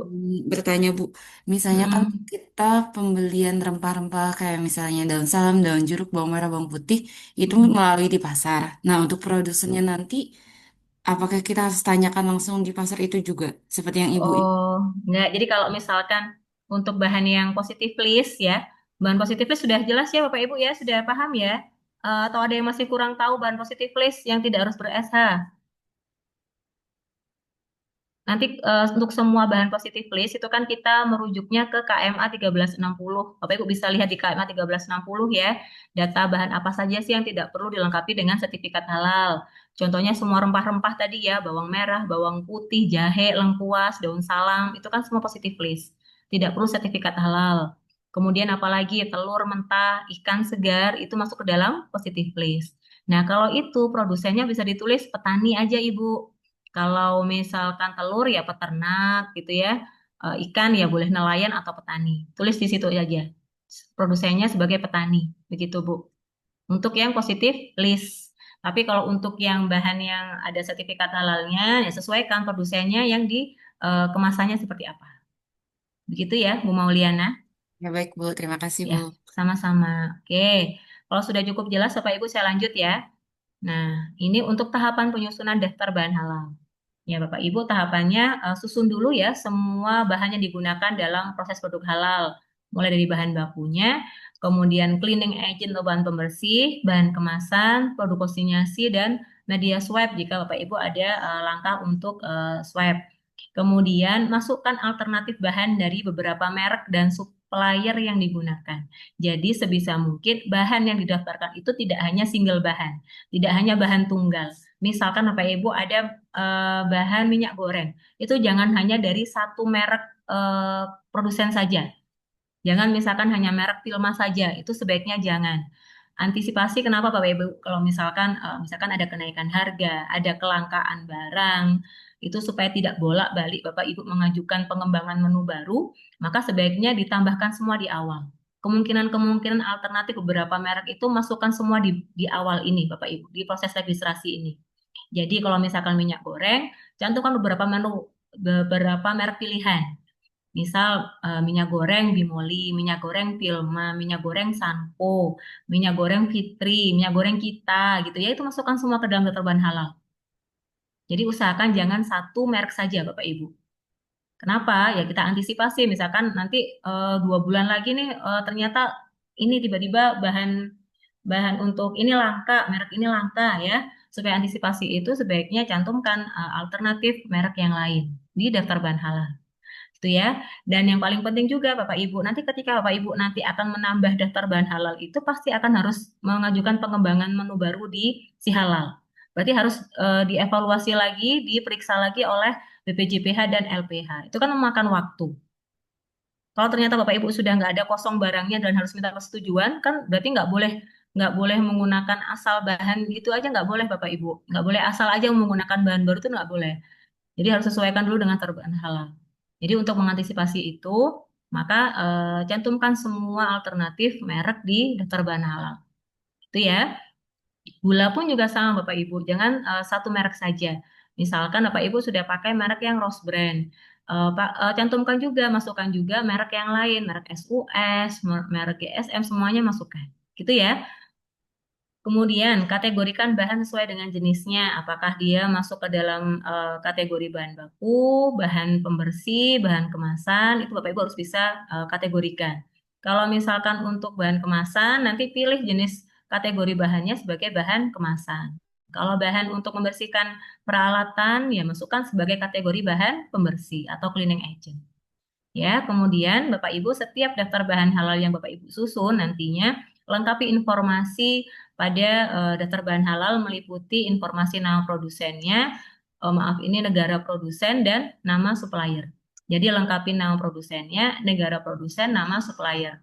Nama produsen dilihat dari mana? Dari kemasan produknya, ya. Negara produsennya sama, lihat di kemasan. Kalau nama supplier ya Bapak Ibu tulis di mana sih bahan itu dibeli. Kalau misalkan Bapak Ibu beli rempah-rempahnya di pasar, supplier ditulis dari pasar tradisional. Tapi kalau misalkan Bapak Ibu ternyata bahannya itu dikirim oleh supplier, ya tulis nama suppliernya siapa. Misalkan dikirim oleh supplier 2 sekawan, tulis suppliernya sebagai CV 2 sekawan. Itu ya. Kemudian setelah kita lengkapi nama produsen, negara produsen, dan supplier, kita lengkapi informasi dokumen pendukung bahan lainnya berupa apa? Nama lembaga penerbit sertifikat halal ya. Kalau sertifikat halal dikeluarkan oleh BPJPH, kita tulis lembaga penerbitnya ditulis BPJPH. Kita tuliskan nomor sertifikat halalnya. Kita tahu dari mana? Dari ini. Tinggal di copy paste aja Bapak Ibu. Ini di copy paste, masukkan ke daftar bahan halal. Tanggal terbit juga sama, kita lihat dari mana? Lihat dari sini juga tanggal terbitnya. Gitu ya, tinggal di copy paste. Oke ya, ini untuk penyusunan daftar bahan halal. Nah, ini Bapak Ibu di manual SCPH nanti Bapak Ibu akan melengkapi seperti ini, daftar nama produk dan bahan yang digunakan atau kita singkat dengan matriks produk. Jadi tulis semua menunya di sini Bapak Ibu. Kalau ada 10 menu, tulis semua 10 menunya apa. Oh, misalkan ayam goreng crispy, tempe orek, atau misalkan tumis sayur jagung gitu ya. Tulis semua keterangan menunya di sini. Nomor 1 sampai misalkan ada 10 menu, tulis 1 sampai 10. Kemudian di kolom nama bahan, ini adalah bahan penyusun dari masing-masing produk yang dihasilkan apa. Kalau misalkan membuat ayam tepung crispy itu menggunakan bahan apa saja? Oh, ada ayam, ada tepung serbaguna, ada misalkan telur, ada air. Tuliskan semua di sini. Oh, misalkan untuk membuat tempe orek saya butuhkan bahannya adalah tempe, kecap, bawang putih, bawang merah. Nah, tuliskan semua bahannya di sini Bapak Ibu. Nah, kemudian ini diisi apa? Ini dicontreng. Oh, menu yang pertama tadi kan contohnya ada ayam goreng tepung gitu ya. Nah, diconteng untuk membuat ayam goreng tepung itu terdiri dari bahan apa saja. Oh, ada ayam, dicontreng ayam. Kemudian ada tepung serbaguna, contreng ditepung di nomor 1. Kemudian ada air, ada telur, contreng. Kemudian untuk menu yang kedua, tempe orek, tersusun dari apa saja bahannya. Oh, tempe, contreng di tempe, contreng di kecap. Seperti itu ya. Jadi ditulis nama produknya di sebelah kanan, kemudian tulis nama bahannya di sebelah kiri. Nah, lalu dicontreng. Setiap menu 1 ini terdiri dari komposisi bahan apa saja. Kemudian menu yang kedua terdiri dari bahan apa saja. Begitu seterusnya. Itu ya. Nah, selanjutnya, nah ini Bapak Ibu, ini untuk contoh matriks produk di manual template BPJPH seperti ini. Tapi kalau di manual si halal, tampilannya akan seperti ini, Bapak Ibu. Di sini ada nama produk, kemudian contoh usus goreng. Ini bahannya apa saja ya? Nah, ini sudah tertera di sini. Oh, kalau di si halal itu untuk usus goreng terdiri dari bahannya adalah misalkan usus dari supplier ini, kemudian bumbu racik ya, kemudian ada ketumbar, daun salam, serai, lengkuas dan yang lain-lain. Itu ya, seperti ini tampilannya di si halal. Izin Bu? Ini ada, iya Pak Asman, silahkan Pak. Iya, kalau lihat dari apa tadi tampilan yang disampaikan Ibu harus menyakupi semua bahan-bahan yang kita butuhkan ya Bu ya. Iya. Tadi seperti contoh Ya, Pak. kita membuat apa namanya makanan yang mengandung kuah atau cair itu. Airnya perlu dimasukkan juga nggak Bu ya? Iya, betul. Air masuk. Air untuk mencuci, air untuk masak juga masuk semua, Pak. Kalau misalkan airnya dari sumur, tulis air sumur. Kalau misalkan airnya menggunakan air dari kemasan ya, misalkan air galon 19 liter, masukkan airnya apa? Air kemasan merek apa? Begitu, Pak. Gitu ya. Sudah cukup Oke, jelas, Bu. Pak Terima kasih. Asman? Jelas Bu. Baik, Bapak Ibu, ini sebentar lagi kita break dulu, tapi saya selesaikan ini 2 slide saja. Ini untuk di tampilan manual SJPH ya, Bapak Ibu di BPJPH. Ini contohnya untuk daftar bahan seperti ini nanti. Jadi ada susunannya bahan yang dipakai, kategori jenis bahannya, nama produsen, negara produsen, sampai dengan nomor sertifikatnya. Seperti ini Bapak Ibu tampilannya. Ya, ini kalau manual template SJPH di BPJPH seperti ini. Ya, kemudian Bapak Ibu tinggal lengkapi nama bahannya apa saja, nama produsennya, negara produsen, sampai supplier. Supplier ini di mana sih kita membeli atau dikirim dari supplier apa, tuliskan di sini. Ya, tuliskan semua nomor sertifikat halal sampai dengan dokumen pendukung sertifikat halal. Kemudian, nah ini contoh untuk daftar bahan halal yang di sertifikat halal. Maaf, daftar bahan halal yang diisi halal. Tampilannya seperti ini Bapak Ibu. Ya, nanti akan kita berlatih. Baik, Bapak Ibu, untuk materi sudah saya sampaikan. Kita sudah pukul 10, kita break dulu 10 menit cukup ya, Bapak Ibu ya. Untuk makan, minum, bikin kopi kalau sudah mulai ngantuk.